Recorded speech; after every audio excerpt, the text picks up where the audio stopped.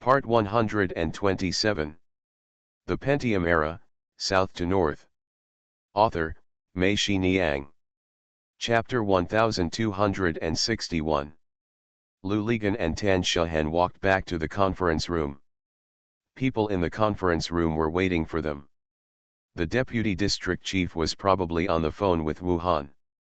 When he saw Lu Ligan and the others coming back, he immediately told the other party, "Okay, I'm here, it's time to continue." After sitting down, Lu Ligan and the deputy district chief said, "Boss, we just discussed it and agreed to your plan. We still hope that we can continue to carry out business under the care of the leaders." Everyone in the conference room obviously breathed a sigh of relief. The deputy district chief smiled and said, "Ashamed, ashamed. Mr. Lu has helped us out. We must serve you well in the future." The deputy district chief then changed the topic and said to Lu Ligan, "In this case, Mr. Lu will have to work hard and make another trip to Wuhan as soon as possible. One is to sign the replacement agreement, and the other is, when can the demolition households return? I also hope to get the guarantee from Lu Corporation." Lu Lizan nodded and said, "Whenever you leave, I will go with you." The deputy district chief looked at his watch and said, "I don't know if there are any flights today.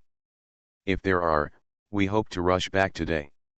Lu Ligan smiled and said, "Since you are here, just relax and spend a good night in Hangzhou. If it is convenient, please give us your ID number and we will arrange air tickets and accommodation. I will go with you tomorrow morning, okay?" The deputy district chief looked around and said, "Yes, then we should be respectful and obey Mr. Liu's arrangements." The next day, Lu Ligan followed the deputy district mayor to Wuhan. The two parties quickly signed an asset swap agreement. Lu Ligan also represented Zhejiang Jinxiudadi Real Estate Co., Limited and went to the district government with a floor plan of a building. In the conference room, after all the demolished households took out their house numbers from a box, Lu Ligan signed a letter of commitment for them to hand over their houses.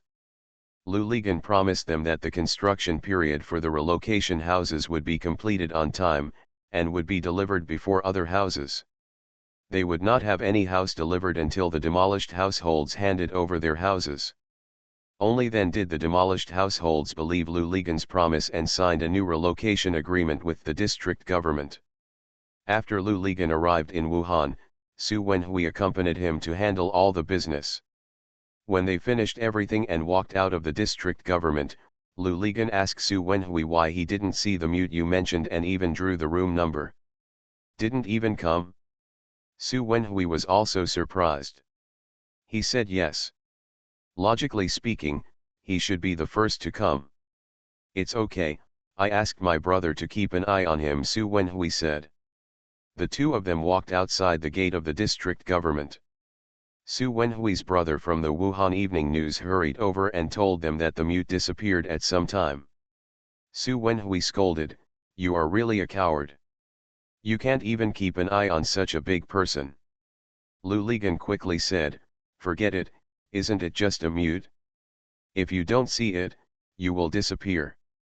As long as the matter can be solved, let's go. I'll treat you to a meal. You have worked hard these days." Su Wenhui's friend glanced at Su Wenhui and cursed, "See, Mr. Lu is more reasonable than you. No wonder he can be the boss and you can only be an assistant." Lu Ligan laughed. Lu Ligan and Su Wenhui stayed in Wuhan for another night. Lu Ligan asked Su Wenhui for his opinion. He said, "How about transferring you to Wuhan and becoming the general manager of the Wuhan branch?" "Really?" Su Wenhui asked. "Of course, you don't want to be an assistant all the time, do you? Depending on your ability, you can also be independent," Lu Ligan said. Su Wenhui quickly said, "Thank you, boss." Su Wenhui was appointed as the general manager of the Wuhan branch. This was discussed with Tan Shahan and Lao Tan before Lu Ligan came. Since the Wuhan project is going to continue, the Wuhan branch will definitely be restored soon. Song Chunming has been transferred Ningbo, Ningbo cannot do well now and then suddenly transfer him back to Wuhan. In this way, the Ningbo branch is short of a general manager and needs to be filled. Besides, except for Su Wenhui, there is no other person in the company who is suitable to serve as the general manager of the branch. Su Wenhui still has some connections in Wuhan. He has also been involved in handling the affairs in Wuhan in the past few times. He is also responsible for the situation in Wuhan. They were familiar with each other, and all three people agreed that Su Wenhui would serve as the general manager of the Wuhan branch. The two went back to Hangzhou the next day and arrived at the company. Su Wenhui was shocked when he passed Tan Shehen's office. He saw the mute in Tan Shehen's office, and he was talking to Tan Shehen. Su Wenhui was stunned. Lu Ligan looked at him and laughed. Tan Shehen saw them and understood. She knew that Lu Ligan was teasing Su Wenhui again and never told him who the mute was. Lu Ligan pulled Su Wenhui into the room and introduced them to each other. Su Wenhui held Lao Yang's hand and kept saying, best actor, you can be the best actor.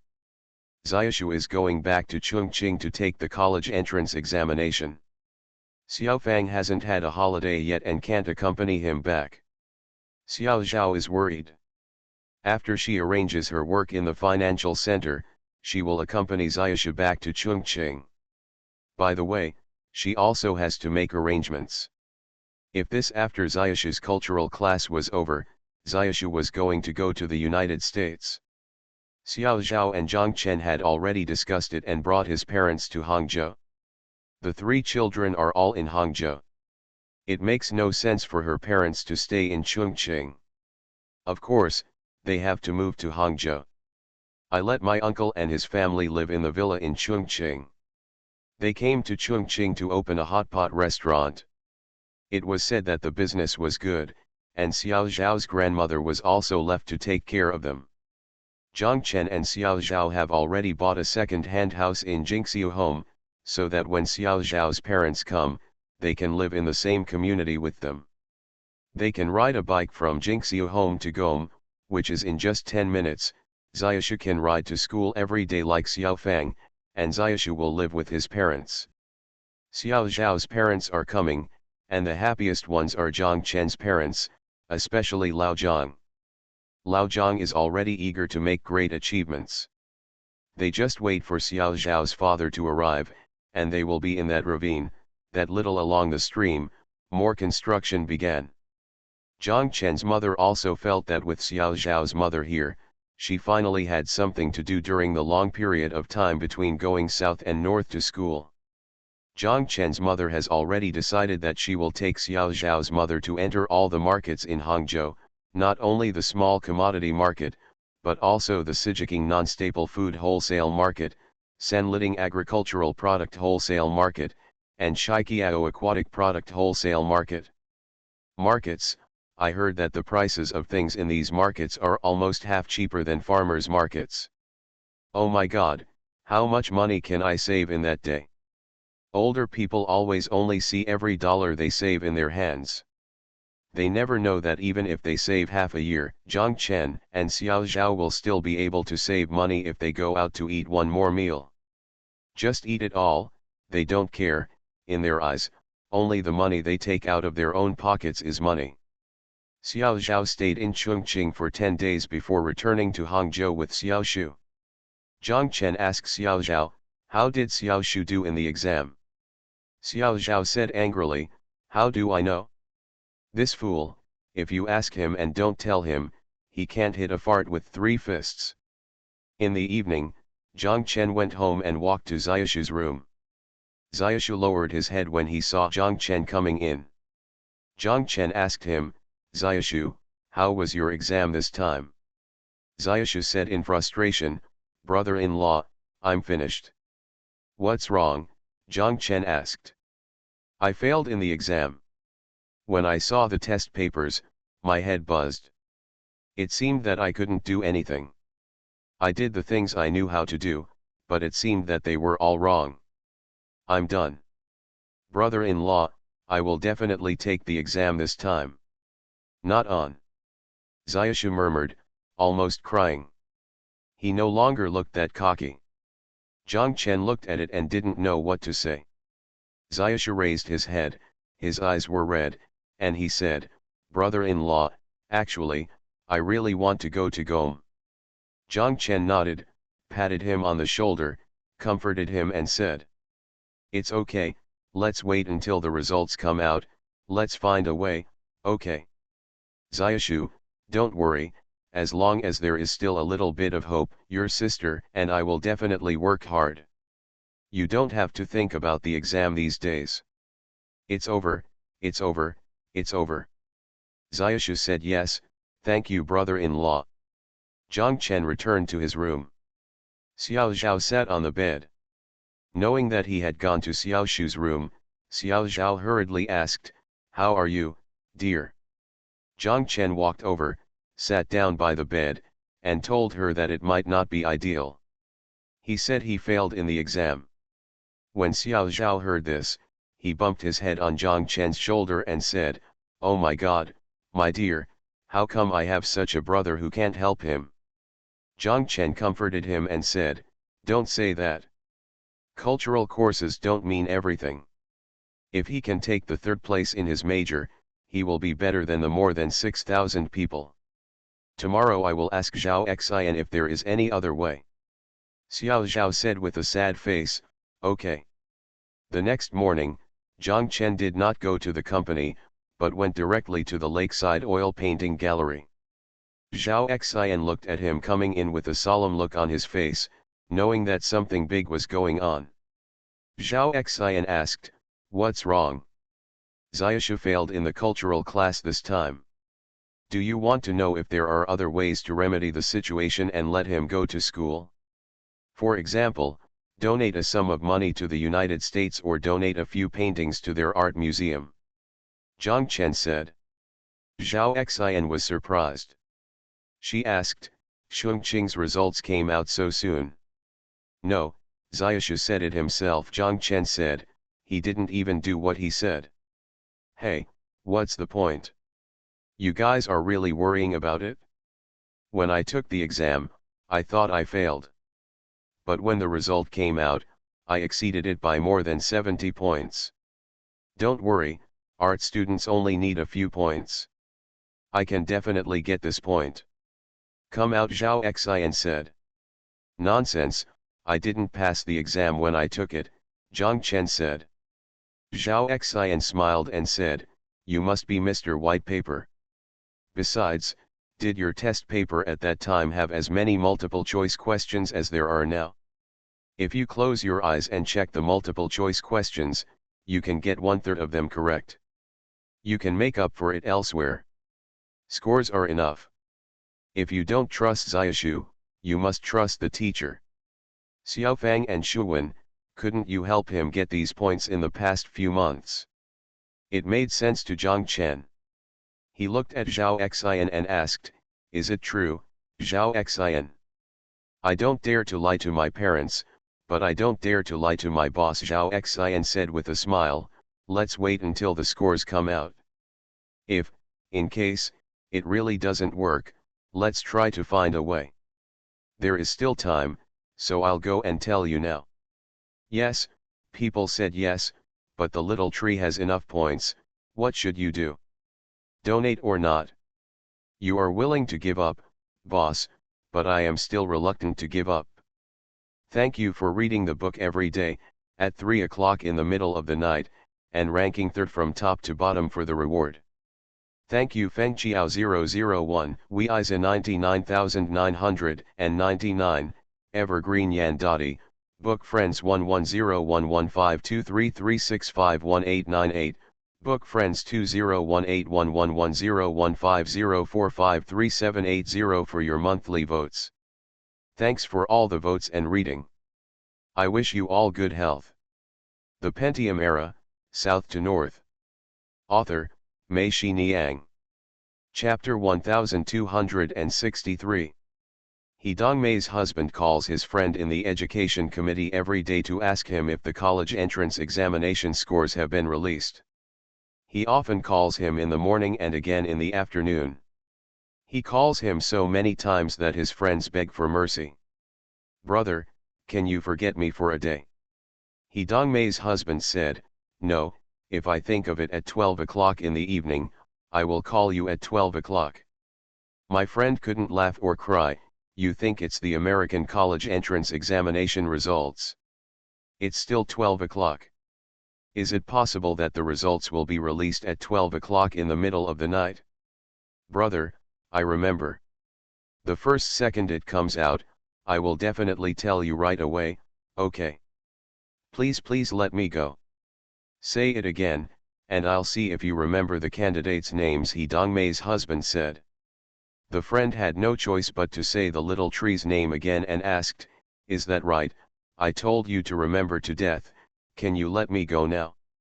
He Dongmei's husband said, "Okay, I'll let you go." But the next day, I continued to fight.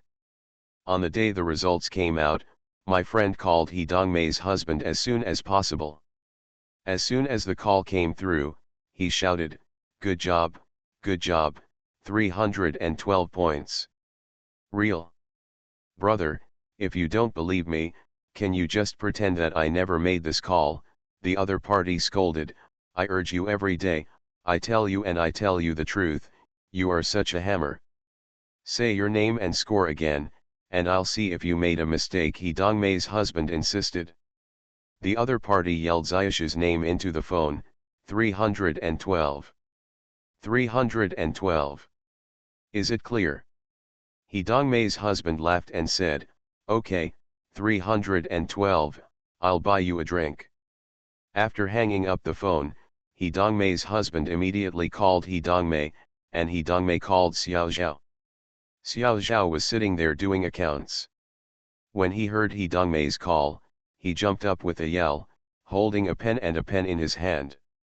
The account books were thrown away and the people ran out. Everyone in the financial center was dumbfounded. Zhao Jingjing came over and picked up the account books and pens from the ground. Xiao Zhao ran into Zhang Chen's office. Zhang Chen was sitting there. When he saw Xiao Zhao running in, he was startled and thought something had happened. As soon as he stood up, Xiao Zhao had already run over and threw him at him. Returning to the executive chair, he turned around, sat on Zhang Chen, and started crying. "What's wrong? What's wrong?" Zhang Chen was at a loss and asked quickly. 312, 312, my dear, Xiaoshu passed the exam with 312, Xiao Zhao said coquettishly. "Really?" Zhang Chen asked, hugging Xiao Zhao. Xiao Zhao nodded him and turned around at the same time, and the two couldn't help but kiss. "Oops, I'm sorry, not suitable for children, not suitable for children." Su Qiaxin held a piece of paper in her hand and walked in while reading. She raised her head halfway and saw this scene. She quickly shouted and prepared to exit while shouting. Zhang Chen and Xiao Zhao laughed. Xiao Zhao stood up, and Zhang Chen shouted, come back, son, come back, what's the matter?" Su Qiaxin turned around and walked back. She was shocked when she saw that Xiao Zhao's face was stained with tears. But seeing a smile on her face again, Su Qiaxin asked doubtfully, "Sister Xiao Zhao, are you sad or happy?" Before Xiao Zhao could answer, Zhang Chen said, "What do you think?" His younger brother got 312 points in the college entrance examination. Su Qiaxin said oh and said, "That's sad." "It's okay. Sister Xiao Zhao, just review for a year and take the exam again next year. However, these 312 points are..." "What nonsense are you talking about?" "They passed the exam," Zhang Chen said. "I'll go. You can go to college even if you are 312 or above. What kind of school is this?" Me. I got 593 points in the college entrance examination. Is there any reason for this?" After Su Qiaxin shouted, she saw Zhang Chen and Xiao Zhao looking at her strangely. Su Qiaxin was stunned for a moment, and then she remembered. She giggled and shouted, "I'm sorry, I'm sorry, Sister Xiao Zhao, I forgot that Xiaoshu is an art student. Congratulations, where did you get admitted? Gom Xiao Zhao said. That's great, Gom Su Kioxin said, it seems that Mr. Zhang has someone to succeed him. Zhang Chen laughed loudly and cursed, he is Xiaoshu, not Zhang Xiangbei. Why do you mean that I have a successor? You people in the foreign language department don't learn Chinese. Su Kioxin responded with an oh, I mean Huahua, doesn't the little tree belong to your family?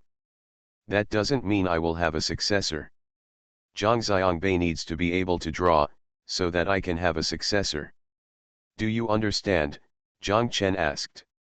I don't know, I thought that's what it meant. Su Kioxin said, that's right, why can't Zhang Xiangbei draw? Zhang Chen and Xiao Zhao laughed, pointed at each other, and said almost in unison, ask him and ask her. The three people laughed. Zhang Chen looked at the paper in Su Kioxin's hand and asked, what's going on? Su Kioxin smiled and said, Mr. Zhang, are you in a good mood now? This is just the right thing for me. Look, it's this price. Zhao Zhigang and I spent a long time, and I asked him to get a discount of $0.2. He is if she refuses, she really can't carry it to the customer. This is Xiao Ying's first order, and she is the new one, and she is almost crying. Zhang Chen took the quotation from Su Kioxin and looked at it. It was a quotation for a wedding dress. He asked, how much is the quantity? 200. Zhang Chen raised his head and looked at Su Kioxin, 200 pieces, each one is 0.2 cheaper, the total is $40, and Zhao Zhigang doesn't want to do it? Su Kioxin, have you offended him? No, this damn Zhao Zhigang. When he is easy to talk, he talks better than anyone else. When it is difficult to talk, he talks harder than anyone else. I have told him all this. This is Xiao Ying's first order. I encourage new people. It's also cheaper, but this damn Zhao Zhigang. Okay, let's make it 0.2 cheaper, Zhang Chen said and returned the quotation to Su Kioxin. Su Kioxin smiled and said, if I had known this, I would have come and told you a long time ago to save the friction with that damn Zhao Zhigang. Zhang Chen smiled and said, then you come forward, what if I happen to be unhappy too? Then it's dead, Su Kioxin said, then do I confirm this order? Zhang Chen nodded. Su Kioxin shook the quotation in his hand and said to them, I'm leaving. You guys continue. The scene just now was quite heartwarming. Zhang Chen glared at her, Xiao Zhao laughed, Su Kioxin went out with a smile, Xiao Zhao looked at Zhang Chen and asked, do you want to continue? Zhang Chen said, okay, who is afraid of whom? Zhang Chen put his feet on the ground and the executive chair slid towards Xiao Zhao. Xiao Zhao screamed ouch and ran away with a smile. She said, I'm going to tell Xiaoshu the good news right away. Soon, the news that Xiaoshu passed the cultural class spread to all her friends, and everyone came to congratulate her. He Hongmei immediately called from Beijing. She made sure to ask Xiao Zhao to ask Xiaoshu to answer the phone. Shu held the phone, and He Hongmei was on the phone. He kissed Xiaoshu, and Xiaoshu's face turned red. Treats are unavoidable. There are many people coming, and they are still in the big box in Tianxiang Tower. When they arrived at the box, Xiao Zhao solemnly asked Yao Fen, Lin Shuwen, Xiao Fang, and Zhao Xian to sit together and ask Xiao Shu to bow to them first and then take a group photo. Xiao Zhao and Xiao Shu said that they are both your teachers. Without them, you would not be able to pass the National American examination. As soon as Zhao Xian heard this, she quickly wanted to get up and leave. She pointed at Yao Fen and said, she is, I am not, I can't teach Xiaoshu long ago.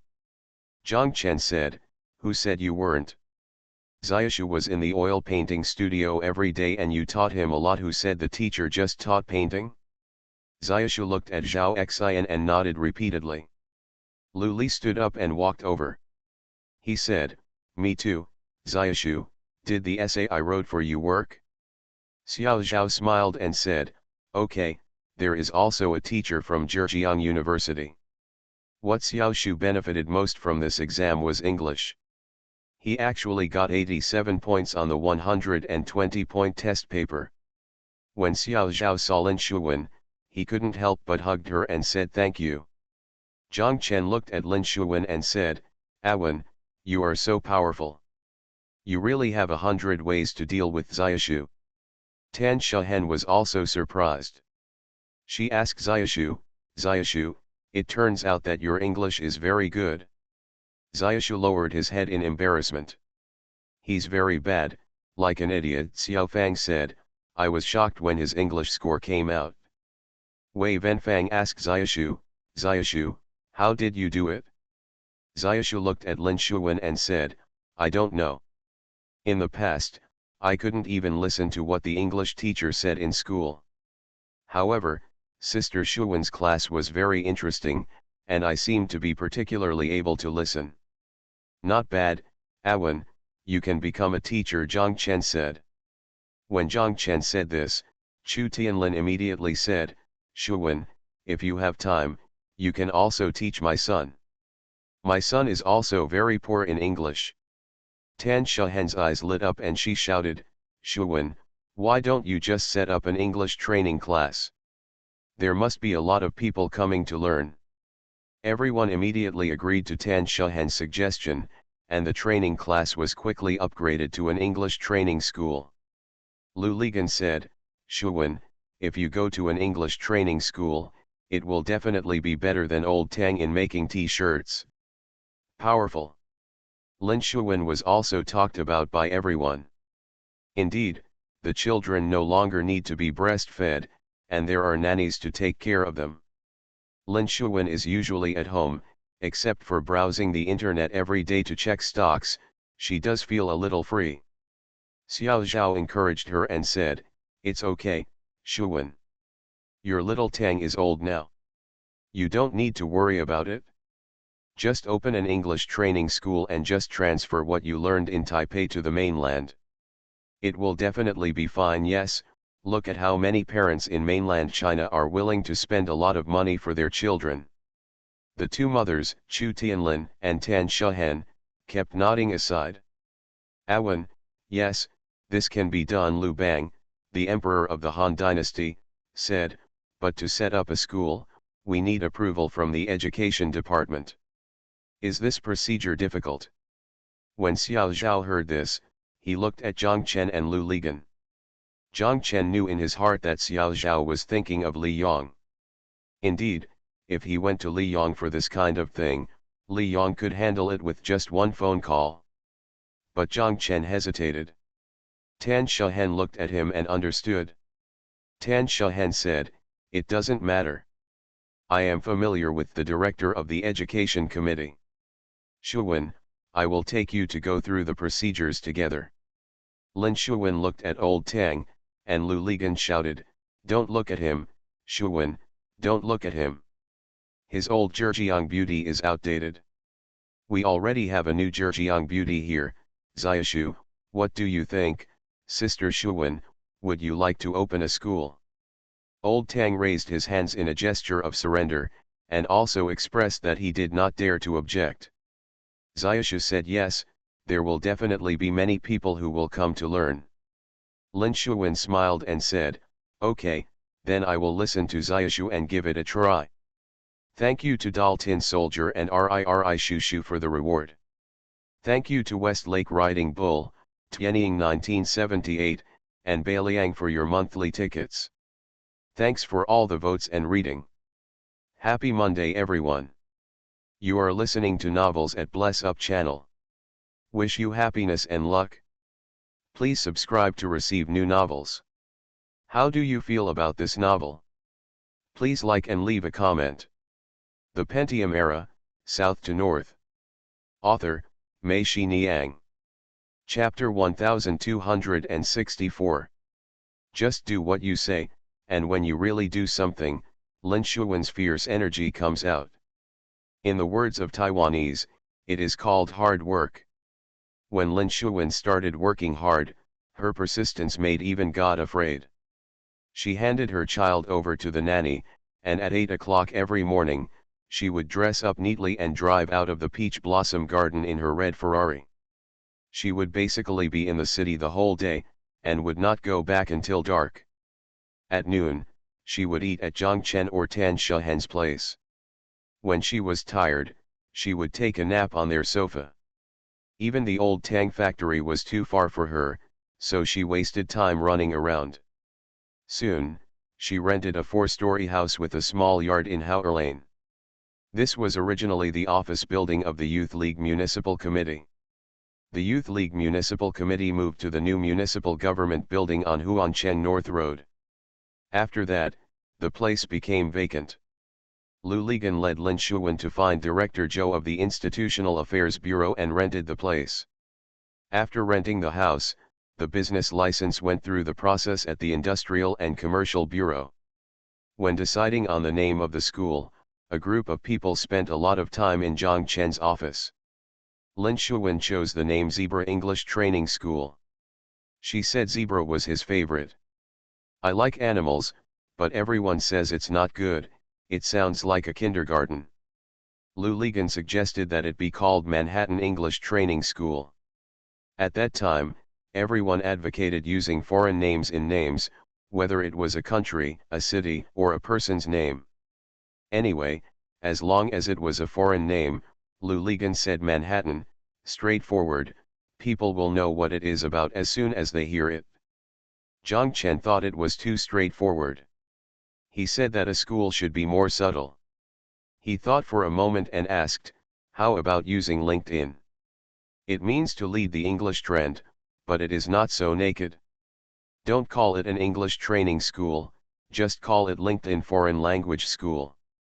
There are still many exchanges between Hangzhou and Japan, including many Japanese-funded companies in Xiaosha, and there are also people who learn Japanese. There are many people there.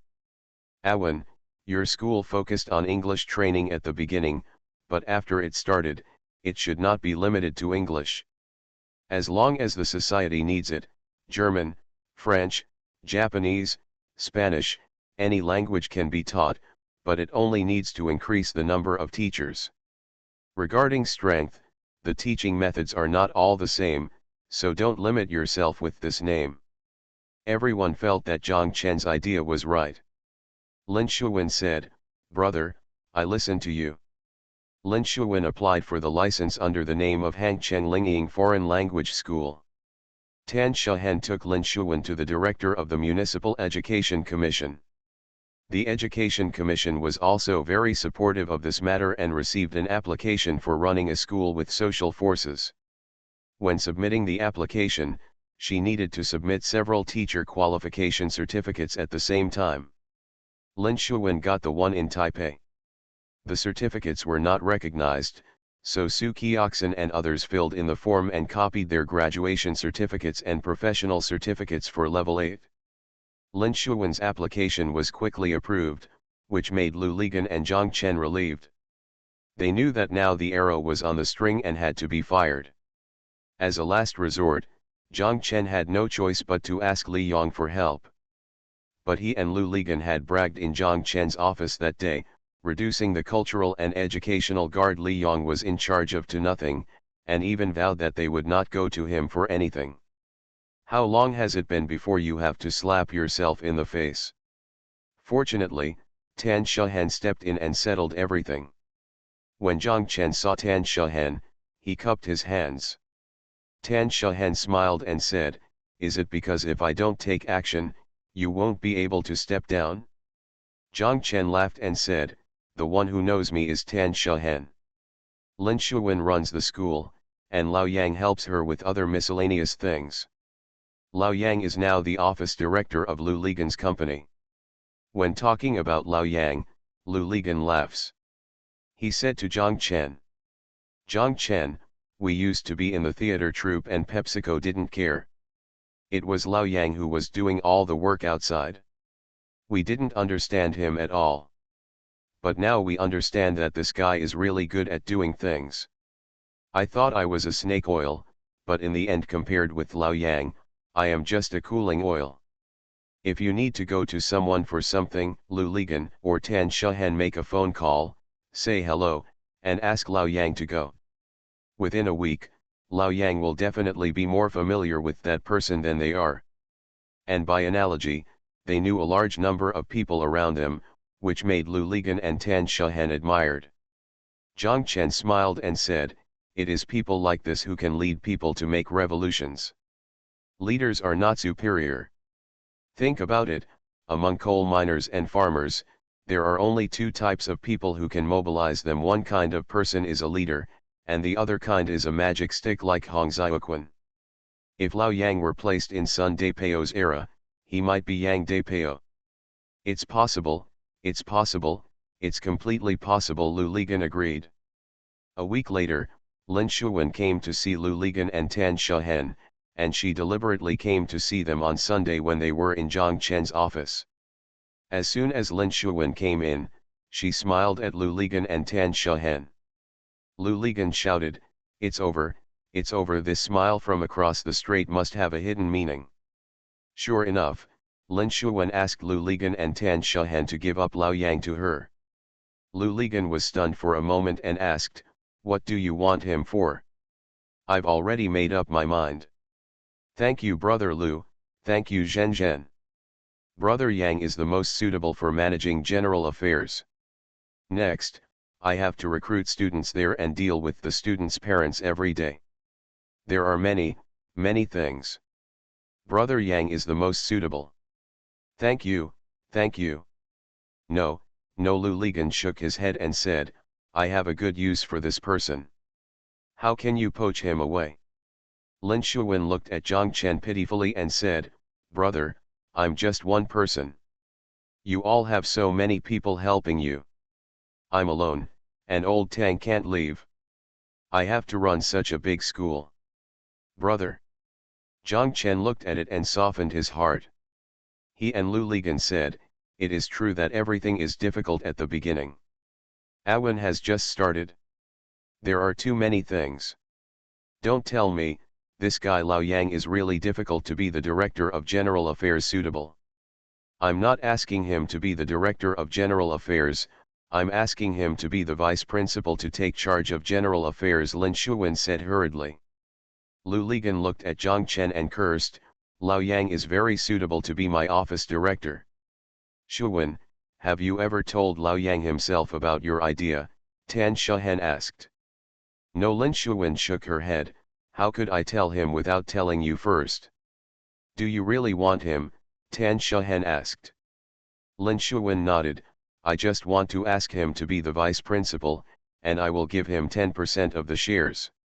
I am very optimistic about Brother Yang." Tan Shahen looked at Zhang Chen and said to him, "That's fine. This may be the best destination for Lao Yang." Zhang Chen nodded in agreement. "Hey, I haven't expressed my opinion yet," Lu Ligan said. "Your opinion is not important." Tan Shahen rolled her eyes at Lu Ligan, turned around and said to Lin Shuwen, "Shuwen, in that case, I will go talk to Lao Yang, and I will ask him to go to your place." "Thank you, Zhen Zhen." Lin Shuwen happily hugged Tan Shahen. Lu Ligan looked at Zhang Chen, and Zhang Chen laughed, "Don't look at me, this is your housework. You, my sister, have reached out to me for any housework." Lu Ligan cursed. Tan Shahen and Lin Shuwen looked at him and laughed. They were already allies.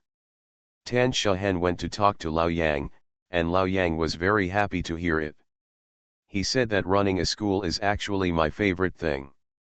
"Zhen Zhen, do you remember that the theater troupe was so difficult at that time, and I must insist on doing it?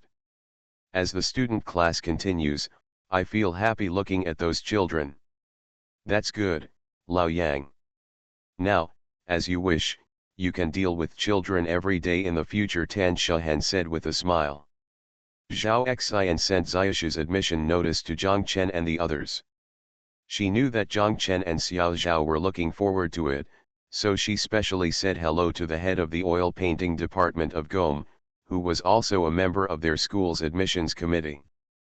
First, Xiaoshu's file was transferred, and after the GOM admission procedures were completed, the director called and asked Zhao Xian to pick up Xiaoshu's admission notice. After getting the notice, Xiao Zhao and Xiao Fang were about to take Xiaoshu back to Chongqing. Firstly, they were going to the countryside to transfer Xiaoshu's household registration, and secondly, they were going to bring their parents to Hangzhou. All the houses here were already there. Get ready, the little trees have already lived there. Xiao Zhao and Zhang Chen said that when they go back this time, they will not only go to the countryside, but also to the village. After their parents come to Hangzhou this time, they don't know when they will go back, so they have to visit the graves of their grandparents and grandpa. You also have to treat the whole village to a meal. No matter what, they are always fellow villagers. As soon as Zhang Chen heard that Xiao Zhao and the others were going back to the village, he panicked and felt that this was too terrible. Zhang Chen shouted, "Then I will go with you." Xiao Zhao smiled and said, "No, what are you worried about? When we go back this time, our aunt will always be with us, nothing will happen." "Why, do you think you are better than the head of Niuxiang?" Hearing that his aunt would accompany them, Zhang Chen felt relieved and smiled. Xiao Zhao's eldest uncle is now the deputy county magistrate in charge of agriculture in their county. Her aunt no longer cooks in the township canteen, but goes to the county family planning commission. It is said that the director of the family planning commission must ask her to go. The director said, "Today's family planning work cannot be done by someone other than Mr. Niu Xiang. Although my aunt joined the family planning commission and worked as a substitute for work, it was not considered a formal cadre establishment, but she was still considered a half-family planning cadre." Colleagues and other people in the county party committee still call her Niu Xiang Chang. Even the secretary joked with her when he met her in the office canteen that your golden name of Niu Xiang Chang cannot be destroyed. As long as you are Niu Xiang Chang. Now, the family planning work in our county will definitely reach a new level. Hammers, pigs and cows, this kind of offending work makes you think of me, Niu Xiang Chang said to the secretary, and the secretary and everyone present laughed. "Thank you for the reward, ranked third from top to bottom. I don't know anyone who asked me, and it's past 3 o'clock in the middle of the night. Thank you to book friends 201904300064058854, Yuzazialiu, Jiangnan's Hainan 0111, Lu, book friends 201712060646269991, and book friends 1101152336518998 for your monthly votes. Thanks for all the votes and reading. Have a good evening everyone. The Pentium Era, South to North. Author, Mei Shi Niang. Chapter 1265. Xiao Zhao took Xiao Fang, Xiao Shu, and their parents back to Hangzhou from Chongqing. After settling his parents, Xiao Zhao breathed a sigh of relief. The family also went to Xiao Zhao's parents' home for a meal. There was no need to start a family together, but Zhang Chen's mother said that the family must have a family after having a family relationship and be completely settled. Even after having a meal, the two families usually stay together as one family and eat together. In fact, the only people who eat together every day are Zhang Chen's mother and Xiao Zhao's mother, plus Xiao Fang and Xiang Nan Xiangbei. These people have relatively fixed schedules. Zhang Chen and Xiao Zhao still ate in the company. They were two land reclamation warriors. They ate most of the time in the cafeteria of the Dehuayuan Hotel. Sometimes they even brought dry food and ate in the ravine behind. Zhang Chen and Xiao Zhao saw that their moods were getting better and their bodies were in good shape. They felt that this reclamation was really good for their physical and mental health, so they left them alone. Anyway, in the canteen of Dehuayuan Hotel, they are now just like at home. Even if it is not a meal, the chef in the canteen will open a small stove for them so that they are not hungry. This may not be the case for Xiaoshu in the future. Sometimes he will come back and sometimes eat at school or at the school gate. There is also a possibility that he will go to the Lakeside Oil Painting Museum to eat. It depends on whether he is painting at school or at the Oil Painting Museum. When he first started painting, eating was a trivial matter, and his time was uncertain. Zhang Chen told his mother that he didn't have to worry about him in the future, as long as he had money in his pocket.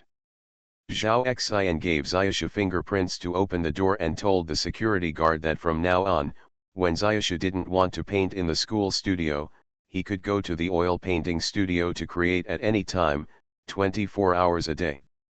On the day Xiao Zhao's parents' house opened, everyone in the family was present, including Lao Tan, Lu Ligan, and Tan Shehen. The table was full, like a big family. With so many people coming to eat, Zhang was the happiest person. Chen's mother and Xiao Zhao's mother, not only did they have fun cooking, the most important thing is that this was their opportunity to show off. Every dish on the table, from chicken to prawns, large yellow croaker, swimming crab, to beef, pork and vegetables, is the result of their foray into various wholesale markets. Not only did they go to the wholesale market and return from the wholesale market, they would also go to the nearby farmers' market, not to buy things, but to ask about the price. Every time they went there, they felt a huge sense of accomplishment. For every dish, they even knew the difference between the wholesale price and the retail price at the farmers' market. During the meal, Zhang Chen's mother calculated all the treasures for them carefully. Zhang Chen's mother told Lao Tan that if you don't buy groceries in the future, just take them from us. What we buy cheaply will be enough for you to eat. Lao Tan quickly said, "Thank you, thank you. My refrigerator is empty and I don't even have electricity. I am alone. I usually eat either in the canteen on the construction site or in the canteen of my work unit. There is no meal." Zhang Chen's mother was a little disappointed, and Lao Tan quickly said, "Sister, if I'm hungry, I'll come and eat your food after get off work. The stuff I bought from the wholesale market is not only cheap, but also fresh. This farmer's market what is sold may be the goods from the wholesale market the day before." Hey, what you said is true. We haven't thought of this yet. I wonder why these things are so delicious when made now. Zhang Chen's mother became happy and shouted. Xiao Zhao's mother nodded repeatedly on the side, and Zhang Chen and the others laughed. Zhang Chen's mother and Lao Tan said, "You must come at any time. Take out whatever you want from the refrigerator and it will be your snack. The refrigerator is full every day. I am wondering if we should get a bigger refrigerator."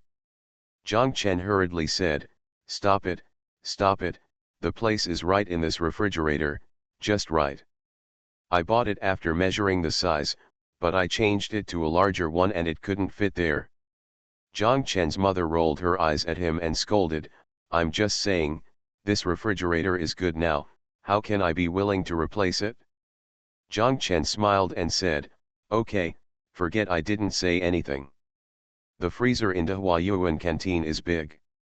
If you can't fit it here, put it in my car and I'll take it there," Zhang Chen's father said, and everyone laughed. Zhang Chen's mother was too lazy to pay attention to him. She then asked Tan Shehen and Lu Lijhen, "What about you, Zanzi and Zhen? You don't want to go to the farmer's market anymore, it's a waste." Zhang Chen quickly winked at Tan Shehen and Lu Ligan, and Tan Shehen said, "Auntie, we don't work together. We usually spend most of our time entertaining guests. Occasionally we don't entertain guests, so we just eat in the cafeteria. I don't have time to prepare them." Zhang Chen's mother clicked her tongue in disappointment and gave up, but Zhang Chen and Xiao Zhao breathed a sigh of relief. Zhang Chen knew that if he opened his mouth, it would be over. His mother would run upstairs to the dynamic zone in a few days. Not only would the refrigerators in Tan Shehen and Lu Ligan's rooms were filled, and even the refrigerator in Zhang Chen's office was filled with hairtail and pork. This meal lasted until around 9 o'clock in the evening. Zhang Chen and Xiao Zhao returned home, finished taking a bath, and lay on the bed. Xiao Zhao nestled in Zhang Chen's arms and said to him, "Look, This family in Chongqing people have become Hangzhou people now. My dear, tell me, are our whole family coming to join you? Zhang Chen laughed. He said it didn't count. When it came to defecting, it was your parents who came to defect to you. Hangzhou is also your home. On all our real estate certificates, except for those of my parents, your names are written on them. Xiao Zhao thought about it. She was right. Dear, are you here to join me too? Yeah, Zhang Chen nodded. Zhang Xiangbei and I came to seek refuge with you. We have no home and nowhere to go. You are pitiful and pitiful. Please take us in. Xiao Zhao chuckled. Okay, I'll take you in. You two mangy dogs, one big and one small, can't be driven away. Okay, the big one is coming. Zhang Chen turned around and pressed on him. Xiao Zhao shouted, help, help. His mouth was immediately blocked by Zhang Chen's. The family was settled, and while Xiao Zhao and the others were busy with matters at home and company, Xiao Fang, Xiao Shu and the 4 people from Xiangnan to North were together, and they had long been restless. They took the drawer from Zhang Chen's studio inside. I found an atlas of China, chatted around the computer, and quickly formulated a plan. Zhang Chen and Xiao Zhao went home in the evening. Xiao Fang and Xiaoshu were waiting for them in the living room. The two looked at their serious faces and knew they had something to say to them, so they sat down on the sofa. Whatever you want to say, just say it, Xiao Zhao said to his younger siblings. Xiao Fang and Zhang Chen. Xiao Zhao said that we have already made plans. We want to take advantage of the summer vacation to take Xiangnan and North to travel. We plan to go to Xi'an first to see the terracotta warriors and horses, then to Dunhuang to see the desert, and then to Qinghai and Inner Mongolia to see the grasslands. Don't worry, I will bring my summer homework and violin with me to the south and north, and Xiaoshu will bring his oil painting box. When this circle comes back, school will start. We guarantee that the summer vacation homework from south to north has been completed, and the violin will definitely make progress. Zhang Chen agreed as soon as he heard it, but Xiao Zhao hesitated, but couldn't stand the pleading of Xiao Fang and Xiaoshu, and Zhang Chen was making noises from the side. He said that Xiao Fang was already a senior, and Xiaoshu was also. They are going to college soon. They should go out more and gain experience. People will mature only after they have experienced more. Traveling is the best way to gain experience. Xiao Zhao had no choice but to agree in the end. Xiao Zhao took 4 people and bought 4 mobile phones so that they could communicate with each other outside. He also gave Xiao Fang and Xiaoshu laptops and applied for wireless network cards. In this way, when they went to other places, they could use wireless network cards. Although I tried it at the telecommunications office, the internet speed was really slow and not easy to connect to, but it was better than nothing. Xiao Zhao told them that when they are outside, they can call if anything happens, and when they get to a certain place, they can send a message on MSN. Do you understand? After telling them about making phone calls and surfing the internet, they then told them to go south and north. When they get outside, they must follow their uncle and aunt. Don't run around. They also told the 4 of them not to go to deep water. It's dangerous in the desert. Don't go to any place, don't strike up random conversations with strangers, be sure to stay in the best local hotel, and don't be afraid of spending money. Only good hotels will be safe. Over and over again, Xiaoshu was getting a little annoyed. Zhang Chen also said, it's okay, it's okay. Xiao Fang and Xiaoshu are already adults, and Xiangnan and Xiangbei are so big. If anything happens, we are here. There are agents all over the place. If anything happens, they can help.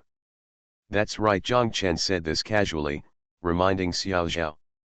Xiao Zhao wrote the phone numbers and names of their agents in these places to Xiao Fang, and told her that if she needs any help, just call these numbers.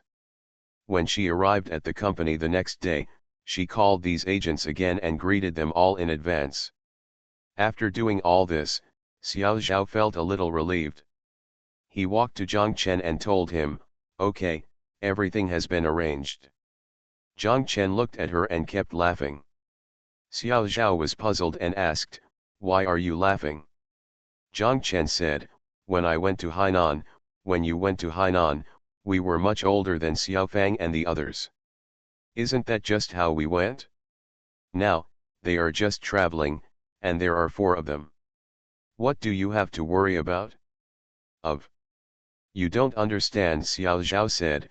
"When I came in the morning, Sister Shehen also talked to me for a long time." Zhang Chen laughed and said, "Okay, I really don't understand what's going on with you women." "It's not a woman, it's a mother," Xiao Zhao corrected. Zhang Chen, Xiao Zhao and Tan Shehen drove 2 cars to the train station to see Xiao Fang and the 4 of them off. Xiao Zhao originally wanted them to fly to Xi'an, but the 4 of them said they didn't take the flight. When taking a train, especially a long-distance train, they insist on taking the train. There is no other way, so Tan Shehen can only buy them 4 soft sleepers, which are exactly 1 box.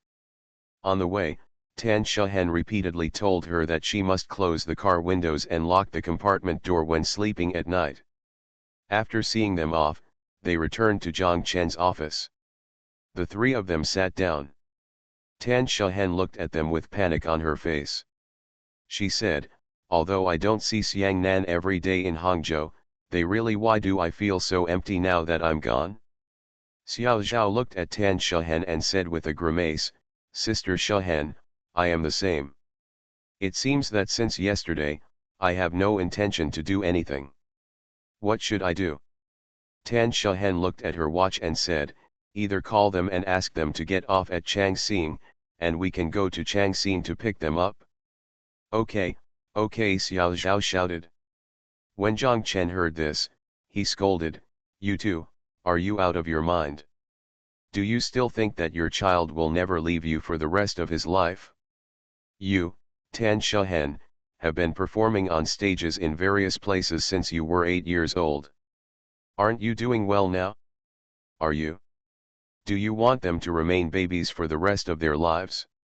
Children will grow up, and they have their own places they want to go, so don't worry about it."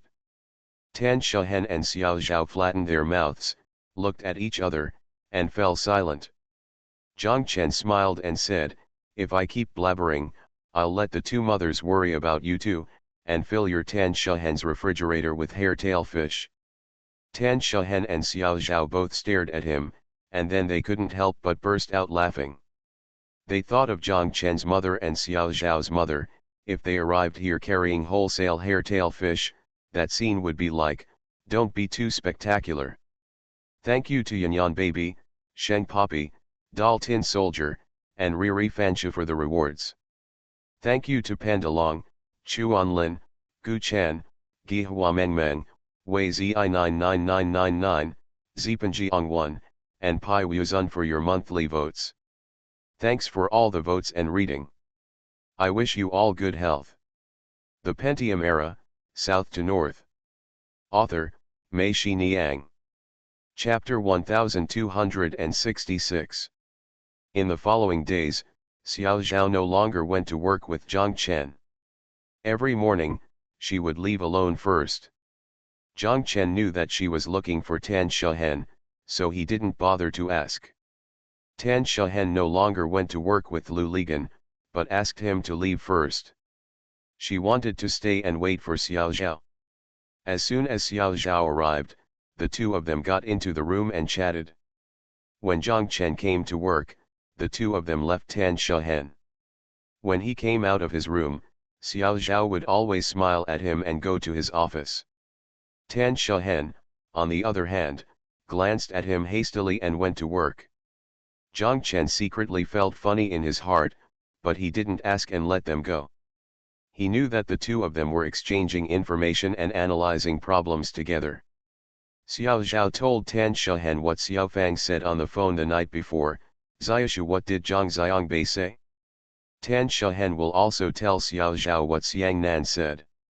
What troubles them is that these children are getting more and more impatient when answering their phone calls.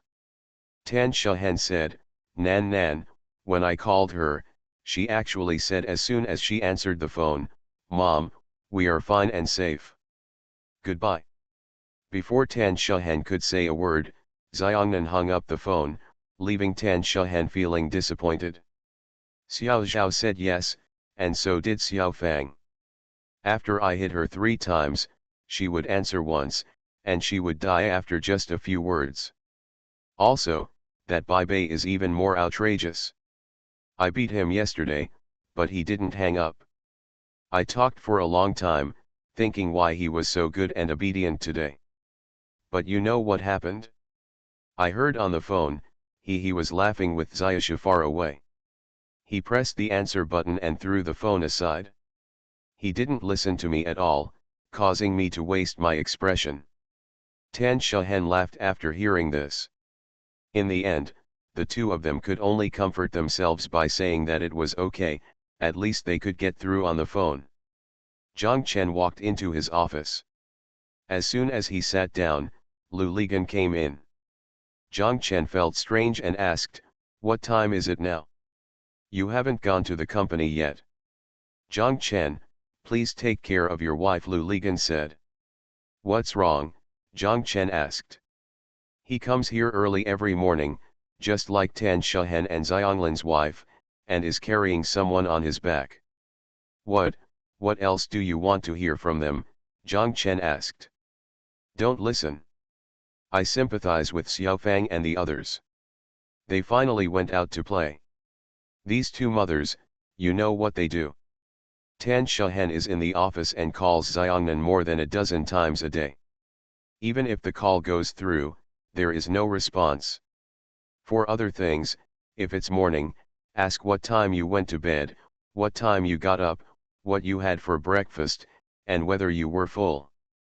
In the afternoon, I asked what we had for lunch, which dishes, who ordered the dishes, whether the dishes were delicious, and you can tell Mom, it's all a mess, a few children, probably about to be eaten. They tortured me like crazy." Zhang Chen looked at Lu Ligan and asked, "Tan Shahan is on the phone in the office. What's wrong with Guan Xiaozhao? Why are you coming to see me? You are her boss. You can criticize her in person, or simply deduct her salary." No, I'm here to remind you that Xiao Zhao must have the same problem," Lu Ligan said. Zhang Chen smiled and said, "Come on, are you afraid of taking care of your wife, so you want me to step in? I don't dare to take care of her either, I'm afraid of my wife too." Lu Ligan stared at him, shook his head and said, forget it, I didn't say anything, I went to work." Zhang Chen looked at Lu Ligan's back and laughed. But when Zhang Chen received a call from Zhang Xiaongbei, he realized the seriousness of the matter. Zhang Xiaongbei said to him on the phone, "Dad, please, can you ask Mom and the others to stop calling?" "What's wrong?" Zhang Chen asked. "It's so annoying. If we could, we would all throw away the phone," Zhang Xiaongbei said. "Yes, we are scared when the phone rings now," Xiaoshu called from the side. "The most outrageous thing is that we were sitting on the bus. We didn't want others to know that we had mobile phones in case there were thieves on the bus. As a result, the 4 people's phones rang one after another," Xiao Fang said. "Also, there is my mother. I was exhausted from climbing the big wild goose pagoda that day. She just wanted me to talk about this and that. I gave up and called again," Xiang Nan said from the side. Zhang Chen quickly said, "Okay, how about you guys turn off your phone first, and then turn it on when you get to the hotel in the evening?" "Yes, that's it, every morning when you go out, you turn off your phone, and when you return to the hotel in the evening, turn it on again to report the situation. If something happens in the middle, turn the phone on again. If nothing happens, turn it off." Zhang Xiaongbei said weakly, "Okay, goodbye Dad."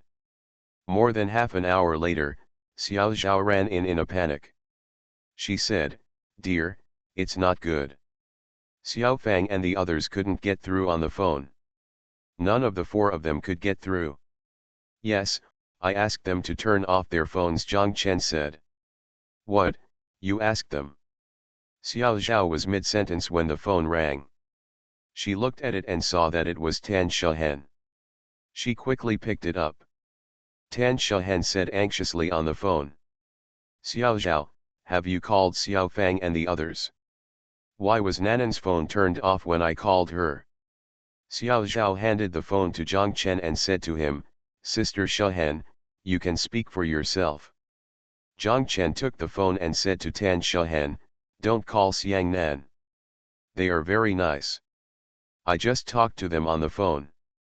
I told them to turn off the phone and not turn it on until I return to the hotel in the evening. What, Zhang Chen, your name is Nan Nan. That's it, Tan Shahen, goodbye. Zhang Chen hung up the phone before Tan Shahen finished speaking. Zhang Chen returned the phone to Xiao Zhao. Xiao Zhao stared at him and waited for him to explain. Zhang Chen said, don't look at me like this. You should reflect on your own behavior.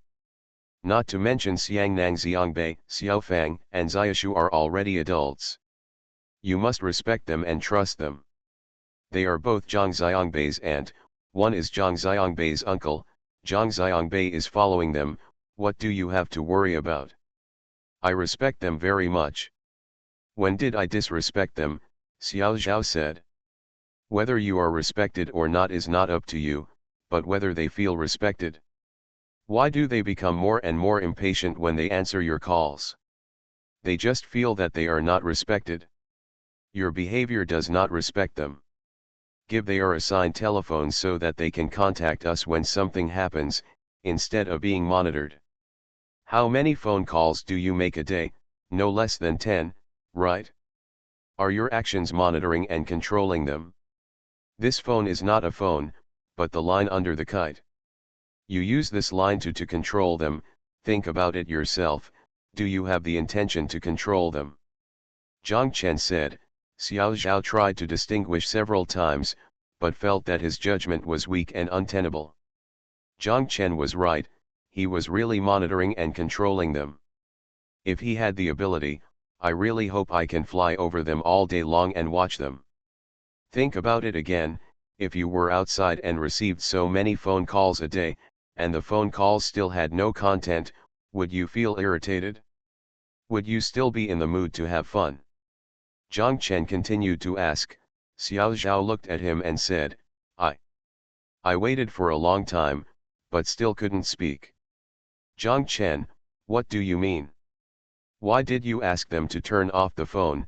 Tan Shahen walked in from outside the door. Looking at the posture, she was here to question the crime. Zhang Chen said, in order for them not to be driven crazy by you, and for their safety, Tan Shahen, please sit down and let us talk clearly about this matter today. Just say it. Tan Shahen sat down on the sofa next to Xiao Zhao. Do you know that your phone call is not about concern at all, but has become a kind of harassment? Zhang Chen asked. What did you say? It's a joke, Zhang Chen. Nanan is my daughter and I am her mother. It is only natural that I call her and care about her. When did it turn into harassment? Tan Shahen asked. You are still harassing. There is a limit to everything. If you make 1 or 2 phone calls a day to inquire, that is concern. If you call more than 10 times a day, what is it if it is not harassment? Lao Tan or MRS Tan, if you call someone a day, what do you think about so many calls to you? How do you feel? Zhang Chen asked. Zhang Chen, can you stop talking nonsense? I am an adult and Nanan is a child. Can this be the same? Tan Shahen shouted. It is this concept that makes you confused and do whatever you want. What's wrong with the children? Children also have independent personalities, just like us adults. Children are not dough in your hands. What do you want them to do? Just like us, they have standards for judging things. If someone called you in the morning and asked you what you had for breakfast, and in the afternoon asked you what you had for lunch, which dishes were available, and whether they were delicious, would you be annoyed? It would definitely be annoying, right? If you weren't annoyed, you wouldn't be a human being. So what do you think? Xiang Nan is a child, so she shouldn't be annoyed. Doesn't she have the right to be annoyed? You think you are caring, but to them, it's just boring and unbearable. They won't have any other feelings. Their feelings are the same as ours. Tan Shahen was silent. She calmed down and thought about it. What Zhang Chen said seemed to make some sense. Zhang Chen told them about Zhang Xiangbei's phone number. Zhang Chen said, "Look at how they have been forced by you. They all came to me for help and even said what they begged me for. Also, Xiaofang is smarter than you. She knows that she can't show off her wealth outside. It's better for you. If you have something to do, call them all day long. If they don't answer, you will be scolded. Answer it. You know what they are in.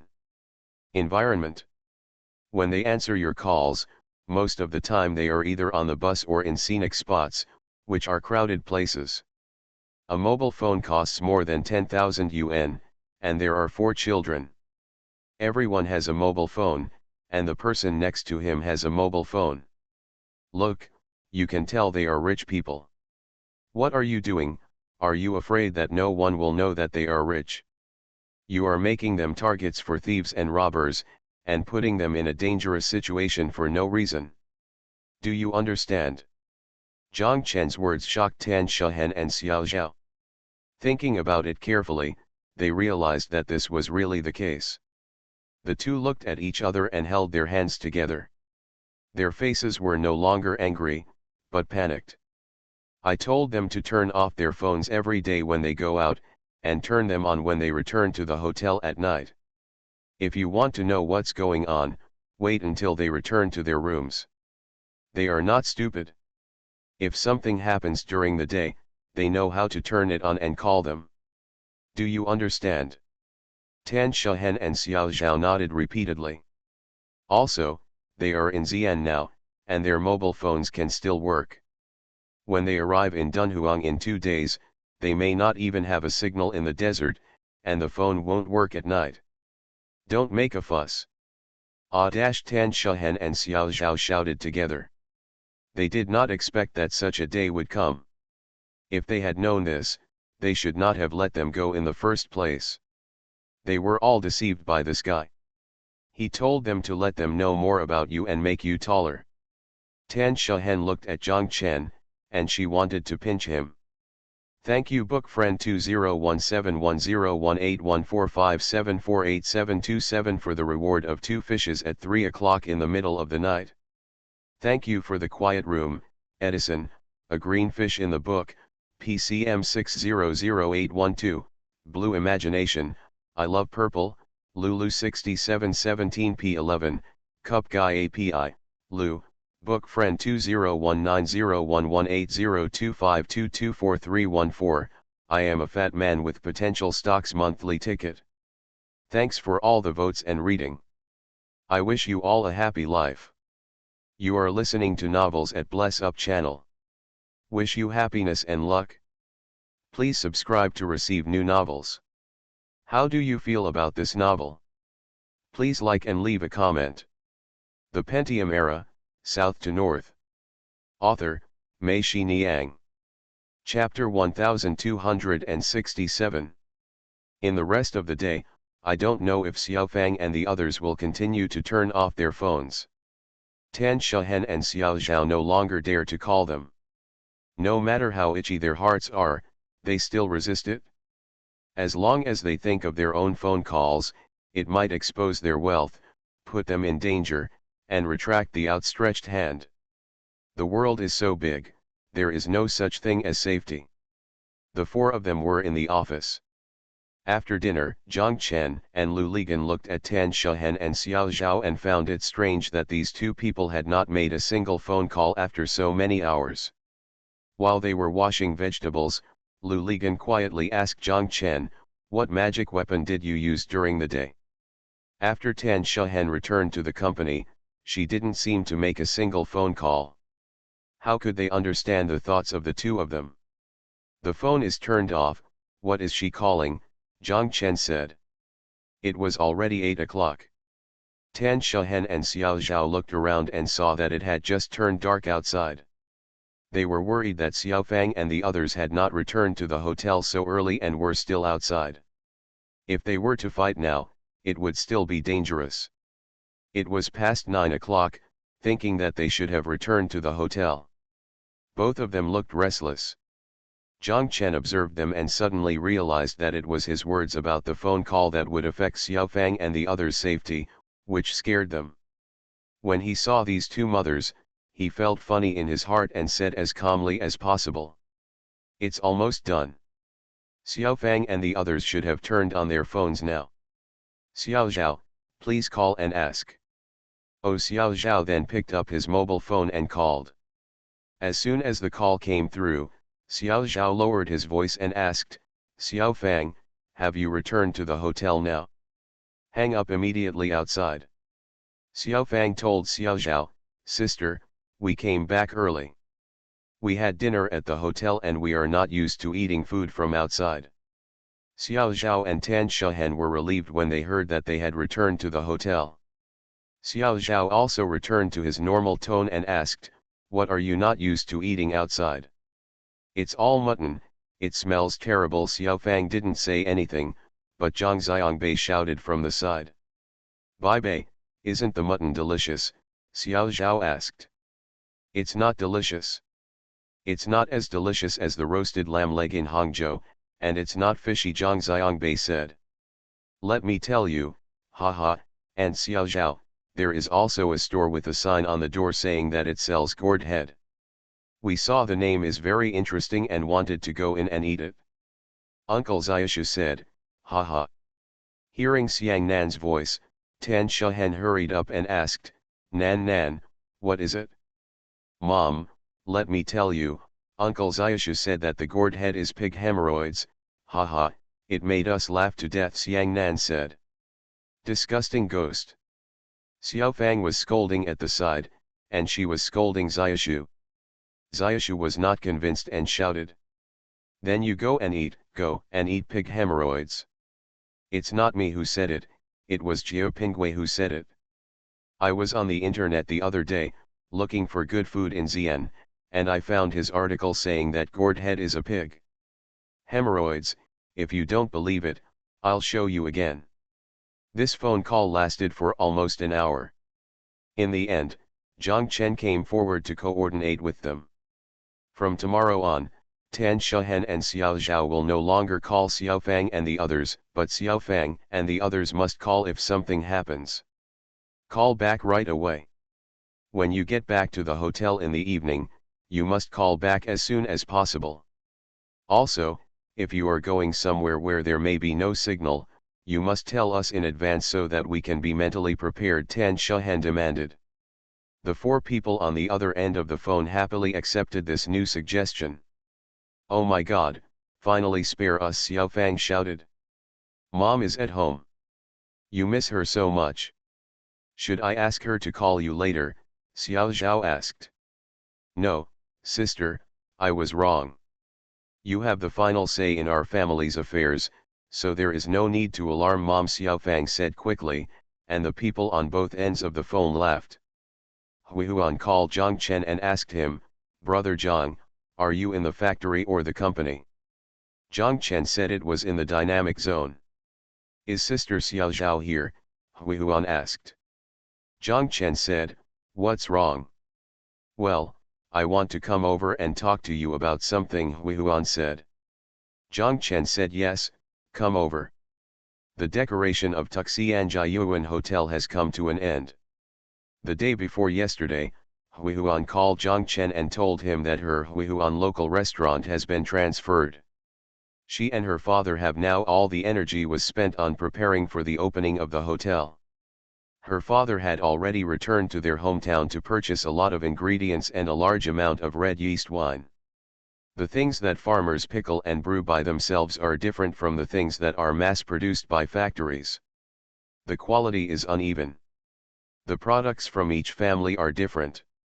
Her father must check them in person before he dares to purchase them.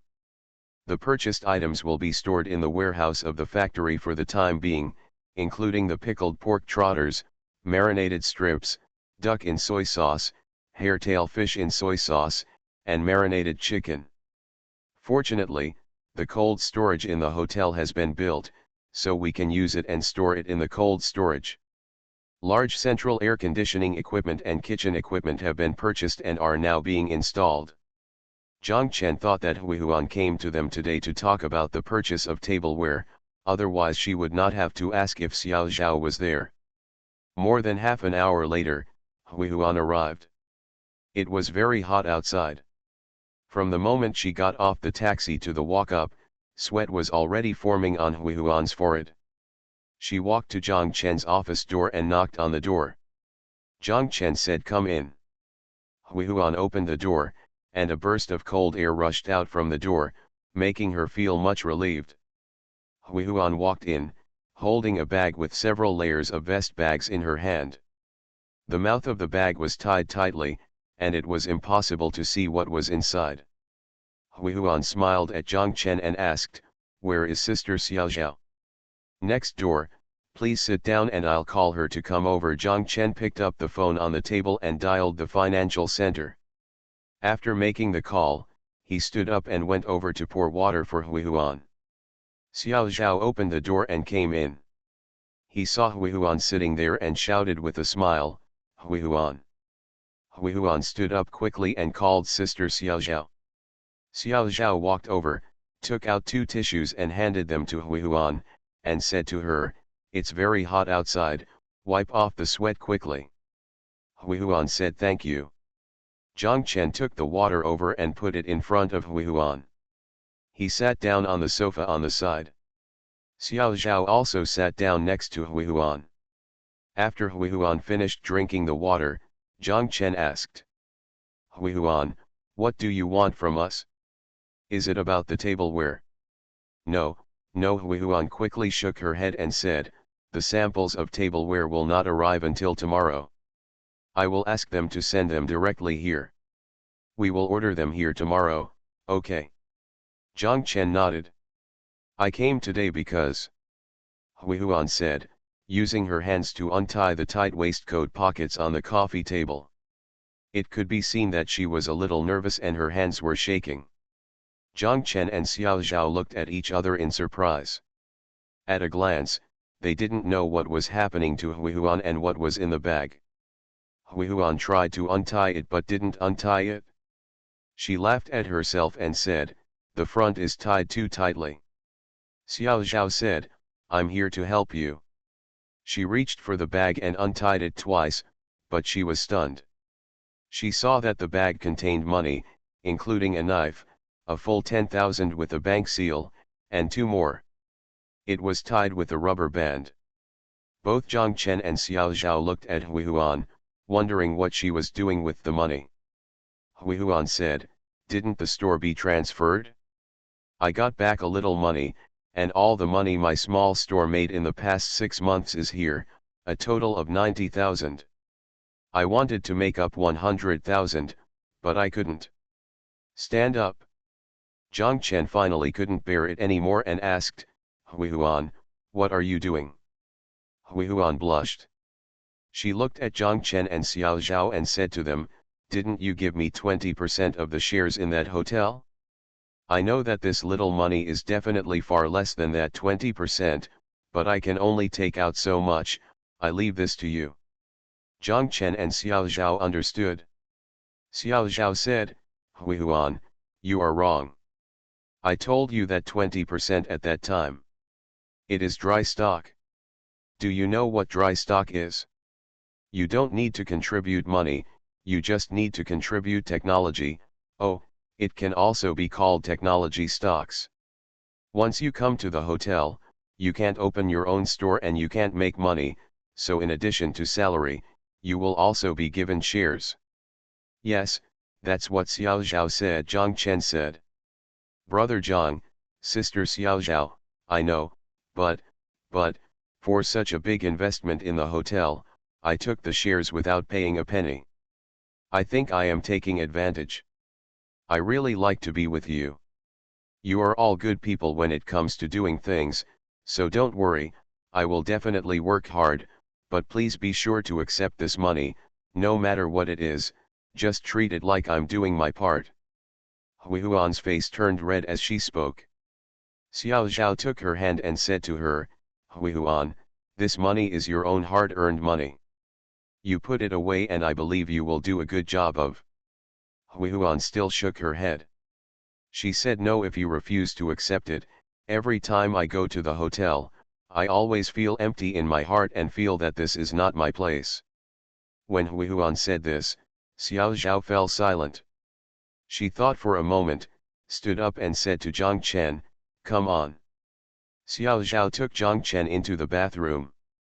After a while, the two of them walked out and sat down on the sofa again. Xiao Zhao and Hui Huan said, Hui Huan, we just discussed it. We will accept the money, but we need to go to the Industrial and Commercial Bureau to change the hotel's articles of association and adjust your shares from 20% to 30%. Do you think this is good? Hui Huan stood up, waved her hands repeatedly, and shouted, no, no, 20%, I already feel like I got a big bargain, how dare I ask for more, brother Zhang, sister Xiao Zhao, if you are like this, I feel even more uneasy. Hui Huan almost burst into tears. Zhang Chen looked at her and knew her character. Since she thought this way, she must achieve her goal, just like that time, she must pay herself back. If she doesn't accept it, then it's impossible. Zhang Chen and Xiao Zhao said, so be it, we respect Hui Huan's own opinion. Xiao Zhao looked at Zhang Chen and then at Hui Huan. She sighed and said, okay. Hui Huan laughed, bowed to them and said, thank you, brother Zhang. Thank you, sister Xiao Zhao. Hui Huan, please sit down, Xiao Zhao and Hui Huan said. Hui Huan said she wouldn't sit down anymore. After the things were done, I had to go back first. The newly recruited waiters also used the factory restaurant to train in setting up tables and serving trays. I had to go back and keep an eye on them. I'll ask Xiao Sheng to take you there. Zhang Chen and Hui Huan said that Xiao Sheng had been transferred from the factory to the foreign trade company upstairs to work as a driver by Zhang Chen. Zhang Chen and Xiao Zhao saw Hui Huan out. They came back and sat down on the sofa, staring at the bag of money on the coffee table. Xiao Zhao said, this Hui Huan really has a personality. Zhang Chen smiled and said, don't you think she looks like the same person? Like who? It's very much like you at the Red Flag Hotel, Zhang Chen said. When Zhang Chen said this, he also remembered why he was attracted to Hui Huan when he saw her for the first time. At that time, he had a feeling of déjà vu. After meeting today, this feeling became even stronger. Just now seeing Xiao Zhao and Hui Huan holding hands, Zhang Chen suddenly understood. Isn't this Hui Huan the same Xiao Zhao who was at the Red Flag Hotel? Thank you Lulu 6717p11, Frivolous, Lao Chen Tang, Brokeback Mountain, It's Not Impossible World, 8 Liang, Baby Tin Soldier, Reading Books Every Day, and the monthly ticket at 3 o'clock in the middle of the night. Thanks for all the votes and reading. Have a good evening everyone. The Pentium Era, South to North. Author, Mei Shi Niang. Chapter 1268. Xiao Fang and the others came back. Tan Shahen and Xiao Zhao went to the airport to pick them up. When the flight from Xining to Hangzhou arrived at Xiaoshan International Airport, they watched the four of them push their luggage and come out of the exit. For more than 20 days, they have been under pressure. The stones in Tan Shahen and Xiao Zhao's hearts finally fell to the ground. The four of them all looked darker. Xiongnan and Xiangbei seemed to have grown a lot taller. When Xiaoshu left, he was still a childish middle school student. When he came back, he already looked like a little adult. When Xiao Zhao went to hug him and kiss him, Xiaoshu subconsciously broke away. Xiao Zhao was stunned for a moment, then looked at Xiao Fang who was standing aside, smiling reservedly, and then he realized that his younger brother and sister were really already dead. When I grow up, those two are no longer crowded with their children on the left and right as soon as they see me. Thinking of this, Xiao Zhao felt a little relieved, but also a little empty. After returning home and watching them unpack their luggage and take out the things inside one by one, Xiao Zhao's feeling became stronger. One of the signs of growing up is that there is someone else in your heart, no longer it is self-centered, so for those who are still self-centered in their decades, everyone will think that they are immature and will not grow up. Xiao Zhao looked at Xiao Fang and Xiao Shu and took out the items from the bag. There were very few things that belonged to them. They were all intended to be brought back to give to others. Some were given to Zhang Chen's parents and to his father. Damn, there are some for Tan Shahen and Lu Ligan, and some for Zhang Chen and Xiao Zhao. Xiao Zhao looked at them with a smile. She watched Xiao Fang take out items one by one, and Xiao Shu placed them all on the sofa. Soon the sofa was filled. Xiao Fang took one item and shared it with Xiao Shu. Zhao said, "This is for brother Lao Tan, this is for brother Lu, the emperor, this is for old Tang, sister, look at this wool blanket, it is handwoven, this is for sister Shuwen, okay. Nice." Xiao Zhao nodded repeatedly and said it looked good. "This is for sister Hongmei, I want to keep it for her," Xiao Fang said, holding a pillow with a tiger head. They thought of almost everyone they knew, including Chu Tianlin, Xiaoan, Wang Minzhong, Wei Venfang, Wu Ziyawai, the couple, their children, and of course Yao Fen and Zhao Xian, as well as Zhao Jingjing, Ji Yiling, sister Gi Hua, etc. He and Su Qiaxin all thought about how hard it was for them to carry so many things. Xiao Zhao looked at it, feeling really distressed and fond of it, and she almost cried. This scene is just like every time he went home before, but now, it is his younger brother and sister who do this. Xiao Zhao is very happy that they have others in their hearts, and only those who have others in their hearts will be grateful. Even Xiang Nan and Xiang Bei thought of giving gifts to their grandparents and grandparents, especially Zhang Xiangbei, who actually thought of buying 2 ceramic whistles. He said that his grandfather and grandpa were in that ravine, and without signal, the phone cannot be made. With this whistle, if one person wants to call another person, he can blow the whistle. Grandpa, let me tell you, the sound of this whistle is very loud. It is used by sheep herders. In that ravine, it can be heard very far, Zhang Xiangbei said. The 2 land reclamation warriors were so happy that they both lowered their heads and asked Zhang Xiangbei to hang the whistles around their necks.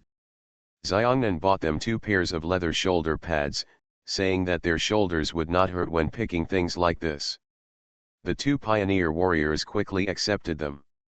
Tan Shahen lay down next to Xiao Zhao's ear and told her, "I couldn't stand it anymore and I was about to cry." Xiao Zhao nodded yeah and said, "So did I." Yes, what else is more satisfying than a mother watching her child grow up and become more and more sensible? Zhang Chen's mother and Xiao Zhao's mother immediately got busy. Zhang's mother told Tan Shahen and Xiao Zhao that they would all come back for dinner in the evening, and asked Ganzi and Master Tan to come too.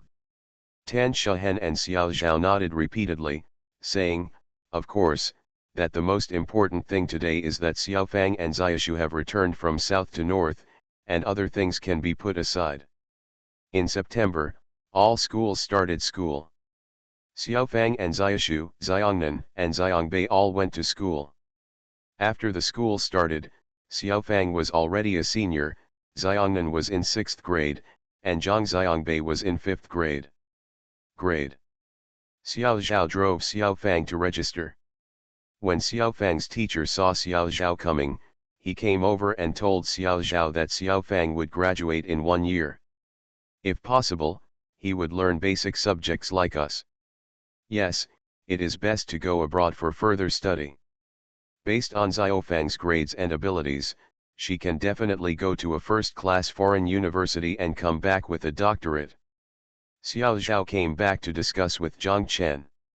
Zhang Chen said, "Of course, Xiao Fang is a good reader, so she should be allowed to continue reading, reading all the books until there is no more to read.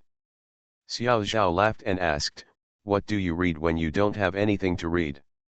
Zhang Chen didn't understand very well. He said that she was probably a postdoctoral fellow. Anyway, he asked her to choose the best school and continue studying. Anyway, we could afford it anyway. Xiao Zhao nodded and said, "Okay." Xiaofang's teacher, who himself had studied at Princeton University, recommended Xiaofang to apply to Princeton University, as well as to Massachusetts and Yale. Baokuta Experimental School, where Xiongnan and Xiangbei study, is a primary school connected to a junior high school. Xiongnan does not have the pressure of being promoted from junior high school to junior high school. Tan Shahen and Xiao Zhao have no worries. There are still many years before the high school entrance examination, and they are not them at all yet. When you are worried.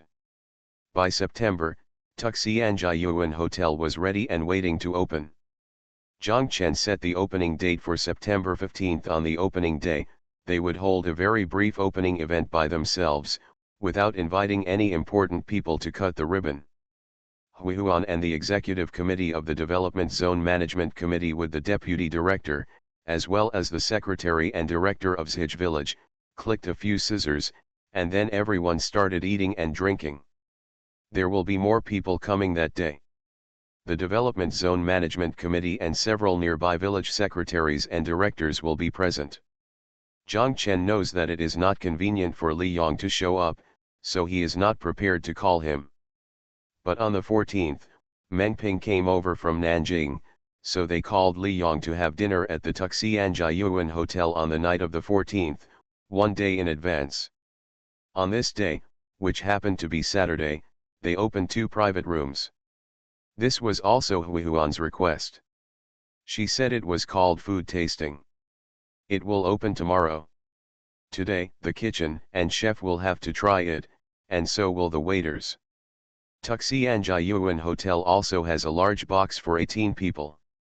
On this day, Zhang Chen and the others were in the large box, and there was also a small box, so Zhao Zhigang, Zhao Zhailong, Su Qiaxin, Ji Yiling, Zhao Xian, Xiaowan, Zhao Jingjing, and Hagen and others, and the heads of each unit in the company also came to try the food, which also gave them and Hui Huan a chance to get to know each other. We will have a long time to interact with each other in the future. Zhang Chen drove to Xingxin Hotel to pick up Li Yong. When he arrived at the private room and saw so many people, Li Yong walked to the door and was stunned for a moment. But after walking in, he found that half of them knew each other and he was no longer so reserved. Needless to say, Lao Tan, Huo, Wu Ziyai and Wei Venfang were old acquaintances in Haikan. He Hongmei, Chu Tianlin and Xiaoan also knew each other from Zhang Chen and his friends when they opened the Ban Mu Tian store on Yan'an Road last time. To his surprise, he actually saw Lin Shuwen here.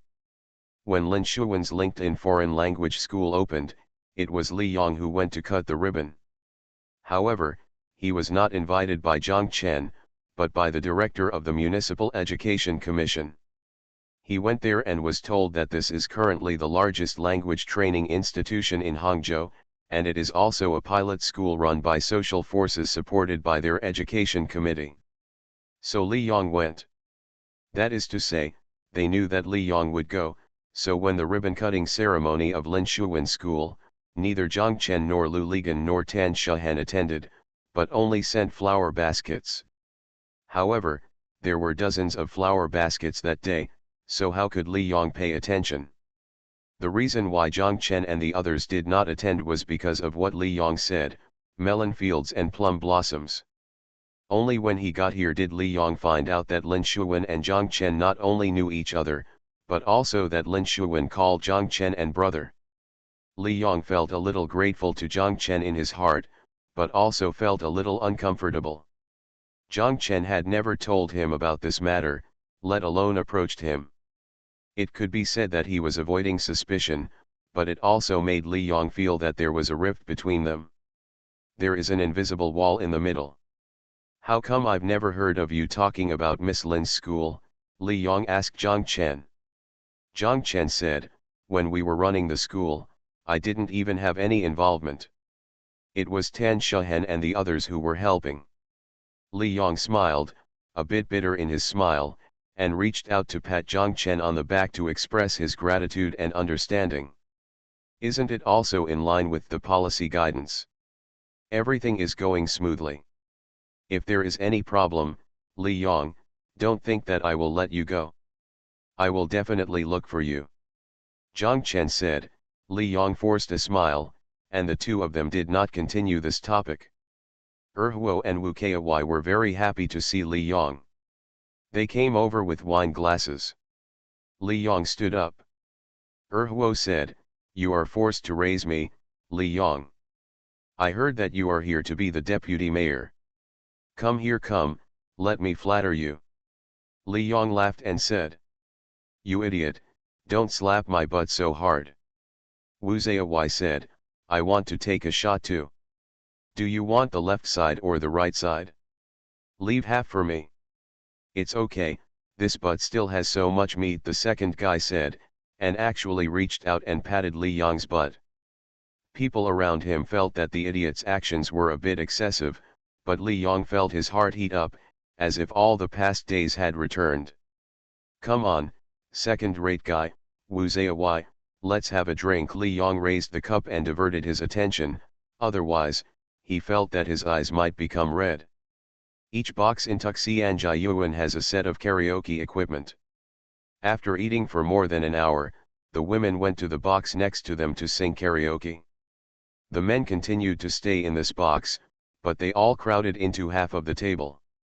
Everyone also let go and kept drinking. Hui Huan came in to take a look. Based on the experience last time, this time, she had asked her father to prepare a lot of dishes for them. She knew that this meal of wine was still too early to end. Although the air conditioning is on in the private room, the weather in Hangzhou in September is very hot. In addition, the spicy and hot pots are served one after another. Even if there is chilled red yeast wine, they can't stop it. It's a big meal for several people. Drenched with sweat, Erkuo and Mengping were the first to take off their shirts, leaving them bare-chested. Then, other people took off their shirts one after another. Wang Minsheng and Li Yong were the last to take off their clothes. After taking off their clothes, everyone felt indescribably good. "Come on, let's have another drink," Lu Ligan suggested, and everyone raised their glasses, clinked, and finished. Faintly, Tan Shahan's singing voice came from next door. She was singing an old song, "The spring water in the border is clear and pure." Singing is so good. Lu Bang, the emperor of the Han dynasty, listened attentively for a while and praised. "Thank you, Wu Yehuan, for the reward." "Thank you to Wu Yehuan, Zhengji, don't take it too seriously, Cup Guy API, and Zongkai 727 for your monthly votes. Thanks for all the votes and reading. I wish you all good health." The Pentium Era, South to North. Author, Mei Shi Niang. Chapter 1269. After the opening of the Tuxianjiayuan Hotel, business was indeed very good. As Lu Bang, the emperor of the Han dynasty, said, there was no decent hotel in such a large Xiaosha development zone.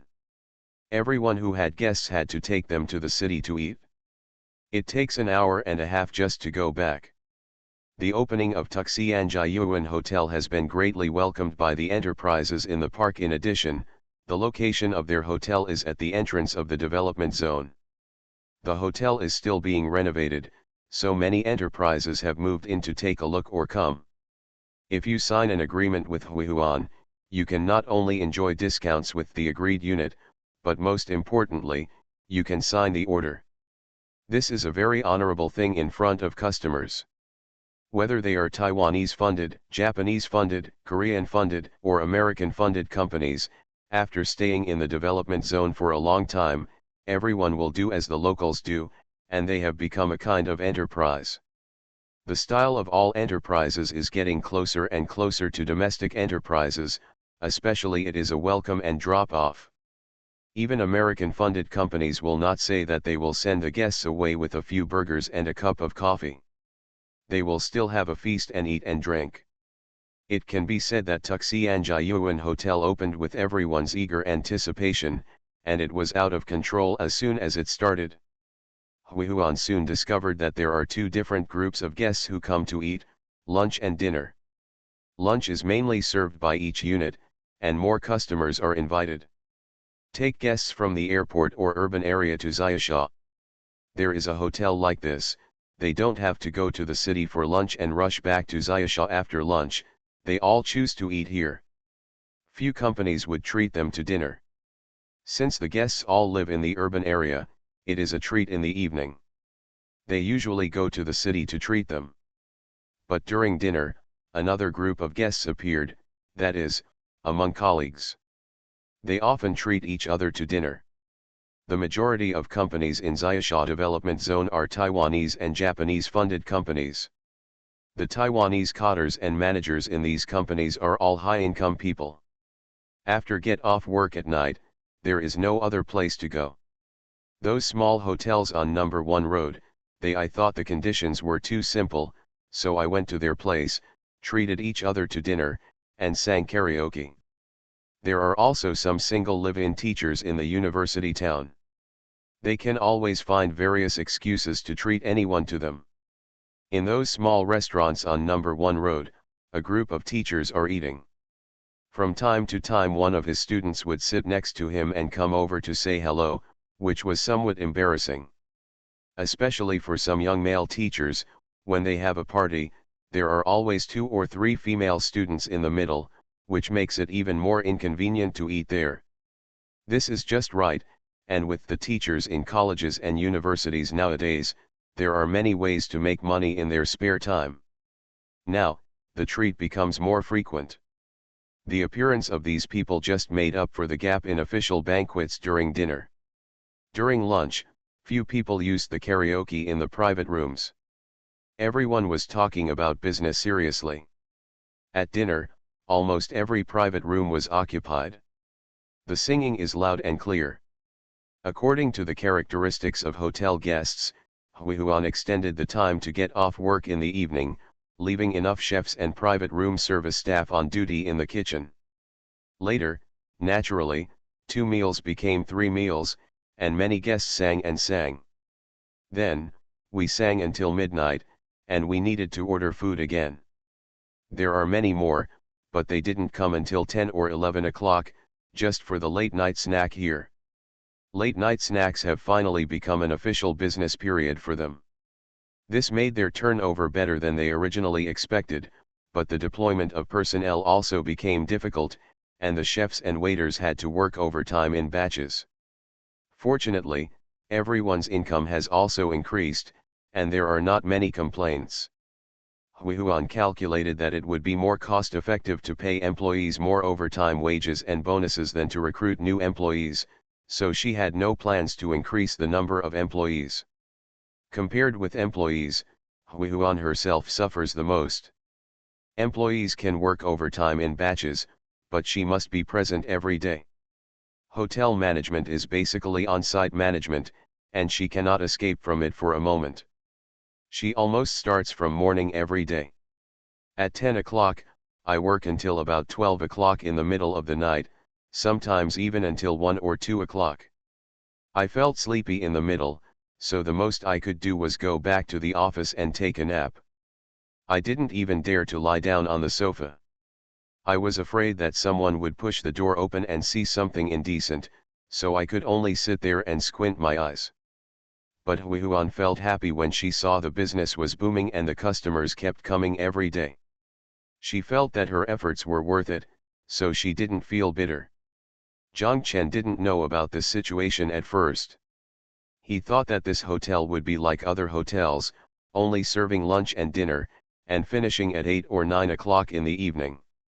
Until one day, the factory was rushing goods, and Zhang Chen stayed in the factory office until about 11 o'clock in the evening.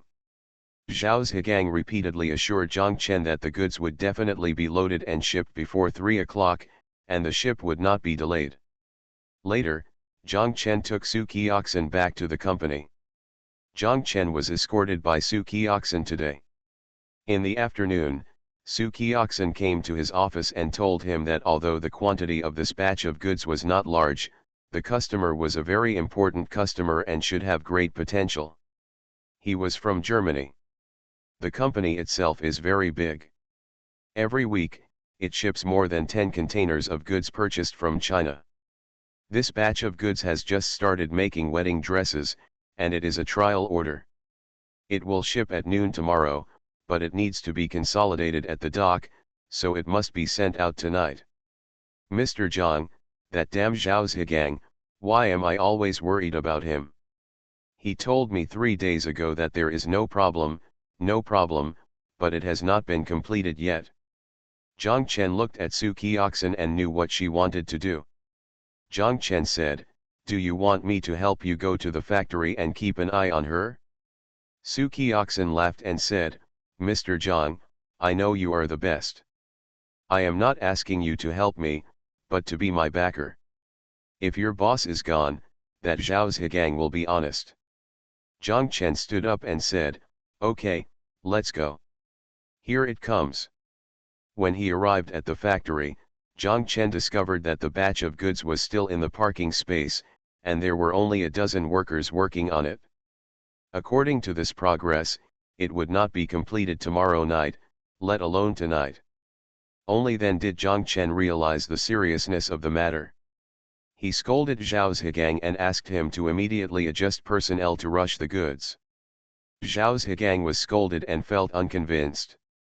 He said that in their foreign trade company, every order was said to be very important and could not be postponed. The goods in my store here also had to be rushed. Besides, this was not a big order, but it was delayed for a few days. Shipping within 1 day, what's so great about it? Zhang Chen scolded, "When it comes to you, an order is an order. Even one piece is an order. It must be delivered on time. It doesn't matter whether the customer is important or not. It's not you who has the final say. Qiaxin and his foreign trade company know best. How do you know? Can't small customers become big customers in the future? We ourselves still changed from a small factory." Su Qiaxin stood on the edge, giving Zhang Chen a thumbs up and shaking his head proudly at Zhao Zhigang. Zhao Zhigang said, okay, I will kill it today." When she went out, she glared at Su Qiaxin. Su Qiaxin laughed. She said to Zhang Chen, "Boss, did you see that if you don't come today, you will be dead?" "I'm right." Zhang Chen couldn't laugh or cry. In the workshop, they saw more than 100 workers coming to the parking space to rush this batch of goods. They followed them to the parking space to finish the work and went to the back road. Zhang Chen calculated the time by himself and found that there should be no problem. He also received Zhao Zhigang's assurance that, the two people just left the factory. Zhang Chen drove his car and just passed the original Huihuan local food restaurant when he saw the Tuxianjiayuan Hotel in front of him, which was brightly lit. Not only did the neon lights on the roof of the building shine brightly, but the lobby of the hotel was also bright. Every door the lights in the box windows were all on, and through the glass, you could still see the figures moving inside. "I'll go, what happened to Tuxianjiayuan today?" "There are still guests," Zhang Chen said doubtfully. "No, every time I leave the factory so late, it's always like this here," Su Qiaxin said. "Oh, what are you doing, like this every day?" Zhang Chen was even more surprised. "I don't know either," Su Qiaxin said. Zhang Chen drove to the big roundabout. Instead of turning right directly, he bypassed the big roundabout and continued to drive to the opposite number 1 road. He drove to the bridge and turned right into the hotel. Zhang Chen and Su Qiaxin walked into the hotel door and saw Huihuan standing at the bar in the lobby, with her back to the door, talking to the cashier inside. The cashier saw Zhang Chen and the others coming in and said to Huihuan, "Mr. Su, Mr. Zhang is here." Huihuan turned around and saw Zhang Chen and Su Qiaxin. She quickly came over with a smile and said, Why are you here? Zhang Chen said, I was attracted by the lights here, and I'm still wondering why you still have the door open. Hui Huan smiled and said, I also want to close the door, but I can't. There are still so many guests. Why, boss, can I drive them outside? Hui Huan talked to Zhang Chen, and then Zhang Chen realized that it turned out that this place already served lunch and dinner and late night snacks. This was how such a high turnover came about. Zhang Chen said, you guys have worked really hard. Su Qiaxin said from the side, we are working hard too. There are still people in the company, and this damn Zhao Zhigang is still working. Who in our company is not working hard? Zhang Chen looked at Su Qiaxin and said, what do you mean, do you want me to comfort you?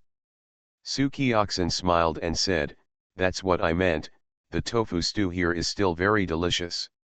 Okay, let me increase the turnover here for you, Zhang Chen and Hui Huan said.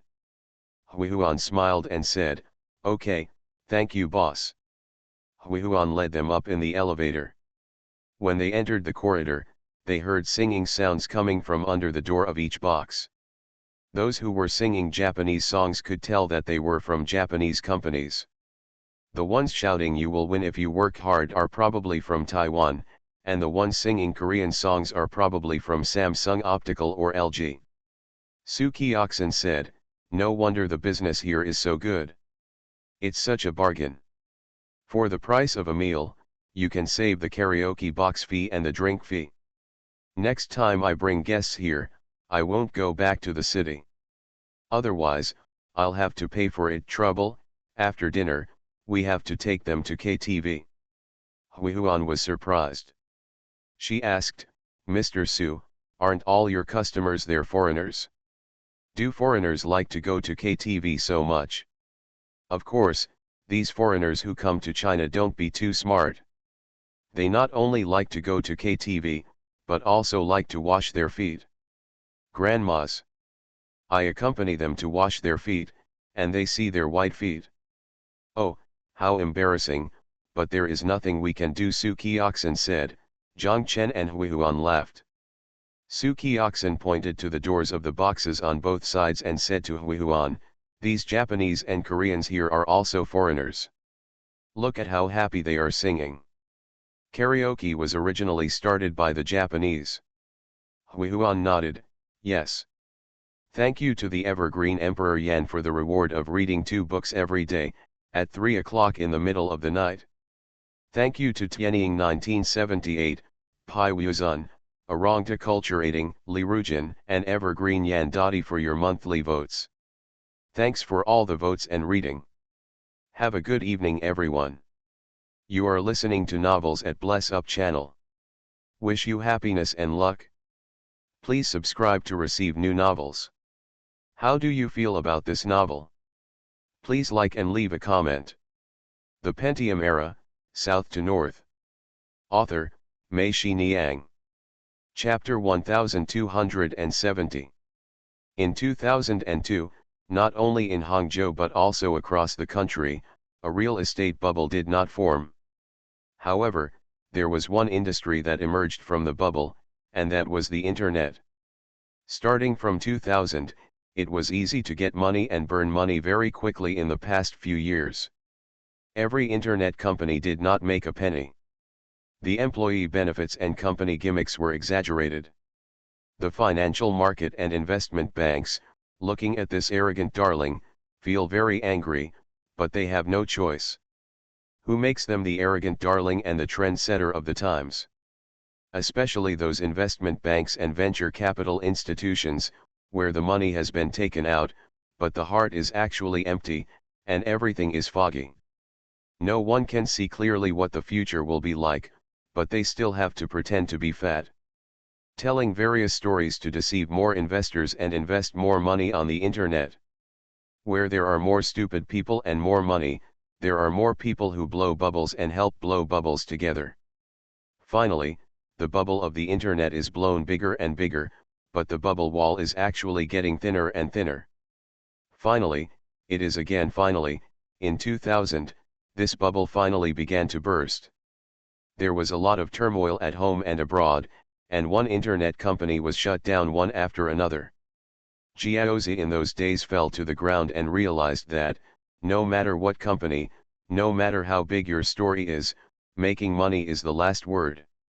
Jiaozi who don't make money are basically liars, and in the end they can only pay the bottom. His pants were all taken off and he started running around naked. E&.com used to be symbols of confidence and the future. This kind of company has never been short of money, but it depends on whose money they want. But by 2000, people again saw companies with E will only say hey with disdain. Those who are cursed and called damn are all.com. The Nasdaq index has plummeted. Whether it is Microsoft, Cisco, or Intel, these internet-related stocks need to find those small advertisements on telephone poles. Silicon Valley is closing down one internet company after another every day. Those people I meet on the road holding cardboard boxes are not even interested in looking at each other. They may have had various attitudes in the past, but now they all have one word, that is, miserable. There is also a common worry, that is, they don't know what to do next. Where should I go to get food when I get down? In China, 8,848 has disappeared, Eguo has disappeared, EachNet can't stand it, Yanhuang Online can't stand it, FM 365 and Yitang can't stand it either. Those with hard lives, like Teacher Ma, finally withstood the hardships. In 2002, Zheng Huiyang happily told Zhang Chen that our company had finally realized the positive flow of funds. What do you mean? Zhang Chen asked. It's just making money. Zhang Chen burst into laughter and cursed, you internet people, can you talk normally? You mean, you haven't made any money in the past few years? You can still survive without making money. It seems that the internet is really messy. If a company like ours will collapse after losing money for just 1 year, I admire it. I admire you, don't you? Then support me and become a member of Integrity Pass. We all have a mission, Zheng Huiyang said. Zheng Huiyang is no longer the girl who talks loudly and blushes. How much? Zhang Chen asked. 2041 years, Zheng Huiyang said. Okay, you go to Zhao Jingjing and ask for it, Zhang Chen said. By the way, Zheng Huiyang, you are not in sales, how can you have a task? It was just launched this year and everyone has a responsibility, Zheng Huiyang said. You must have been fooled by Teacher Ma again, Zhang Chen said with a smile. How about we get a few more, one for the foreign trade company, one for Zhao Zhigang's factory, and one for the second-hand logistics space? Can we complete the task? Okay, thank you, Mr. Zhang. Zheng Huiyang smiled and ran next door to find Zhao Jingjing. Along with Mr. Ma and others, QQ was also able to survive. QQ is a chat software launched by Tencent in 1999.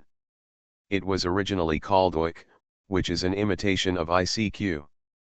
ICQ means ICQ, and OIC imitates it.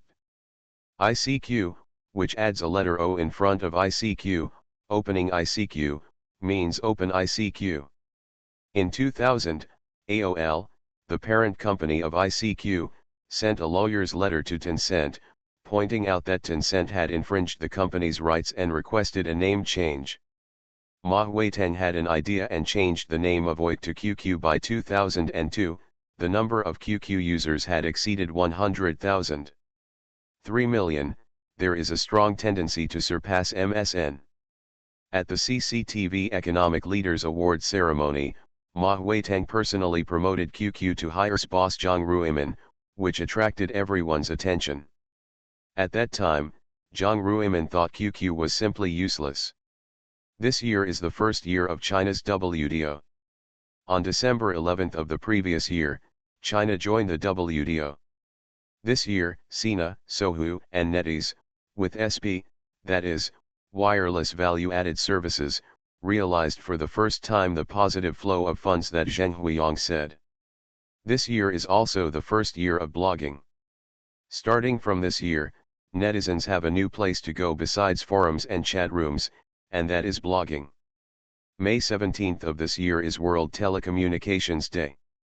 China Telecom launched GPRS, a mobile internet service. This year is also the first year of MMS. Holding a mobile phone, you can not only send text messages, but also pictures and photos. This year, the most exciting thing for the majority of netizens is that the broadband service launched by China Telecom has realized the desire of more and more people to access the internet at high speed, and they can finally say goodbye to the beeping sound of the modem. As internet speeds get faster and faster, the company that benefits most is Chen Tianqiao's Shanda and his online game Legend.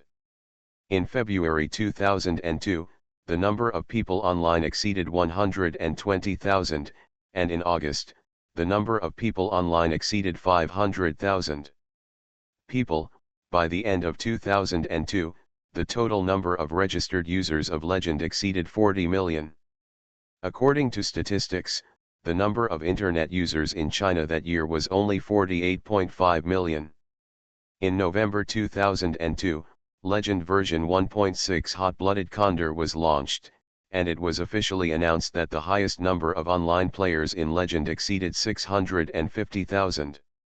In that era, online games were equal to Legend, which was not the case at all. It is an exaggeration to say that Legend occupies 68% of the domestic online game market.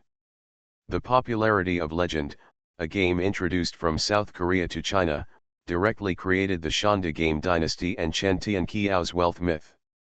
On Sunday, as usual, Zhang Chen sent Xiang Nan Xiangbei to the arena to play. Zhang Chen sent them to the arena and returned to his office. As soon as he sat down, he saw Zhang Xiangbei coming in. Zhang Chen asked, "What's wrong?" "Dad, can you give me some money?" Zhang Xiangbei asked. Okay, Zhang Chen took out $10 from his wallet and handed it to Zhang Xiangbei. Zhang Xiangbei shook his head and said it was not enough. Zhang Chen looked at him, then looked at his wallet, took out a 50 note and gave it to him. Then Zhang Xiangbei said thank you, Dad, and walked out. Looking at Zhang Xiangbei's back as he walked out, Zhang Chen felt a little strange, but he didn't ask any more questions. Zhang Xiangbei should have a lot of money himself. The New Year's money he receives every year is tens of thousands. So many uncles, aunts, and grandparents will give it to him, including when he goes back to Yongchen with his grandparents to pay New Year's greetings. He keeps the New Year's money given by others for himself. Zhang Chen and Xiao Zhao felt that this was his own money, so they let him keep it by himself, which was also a kind of training for him. He had his own bank card, and all the lucky money would be stored in this card. Zhang Xiangbei in the past, he rarely asked himself for money, and all he used was his own New Year's money. At around 10 o'clock, Xiao Zhao and Xiao Fang came. As soon as Xiao Zhao came in, he asked Zhang Chen, "Did Bai Bei ask you for money?" Zhang Chen said yes, and I gave him 50. "What's wrong?" "This guy has been asking for money everywhere in the past 2 days. My grandparents want it, Xiao Fang and Xiaoshu want it here, and I want it too."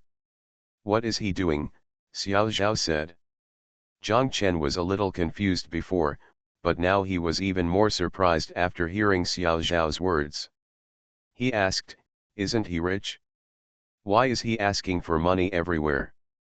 Xiao Zhao glanced at Zhang Chen and said, "You really don't understand your son.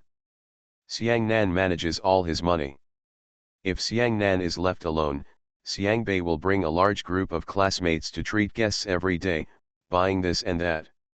He became famous for buying the small shop in front of the school in the first grade, and his classmates call him Boss Zhang," Xiao Fang said. "Xiang Nan just accepted his bank card and gave him 1 yuan as pocket money every day. You instilled this in your mind, right? How can a poor family become rich? A man can have no money, but he cannot be stingy." Xiao Zhao looked at Zhang Chen and asked. Zhang Chen didn't know whether to laugh or cry. He said, "I'm just teaching him how to be a man, but I'm not." Xiao Zhao waved his hand and said, "No need to teach him, he knows it naturally. Fortunately, he has a wife to take care of him.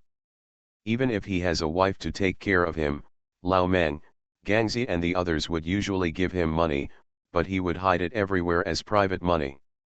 It's even hidden under the flower pot outside, and it's not stored in that card." Zhang Chen and Xiao Fang both laughed. Lu Ligan and Tan Shahan walked in.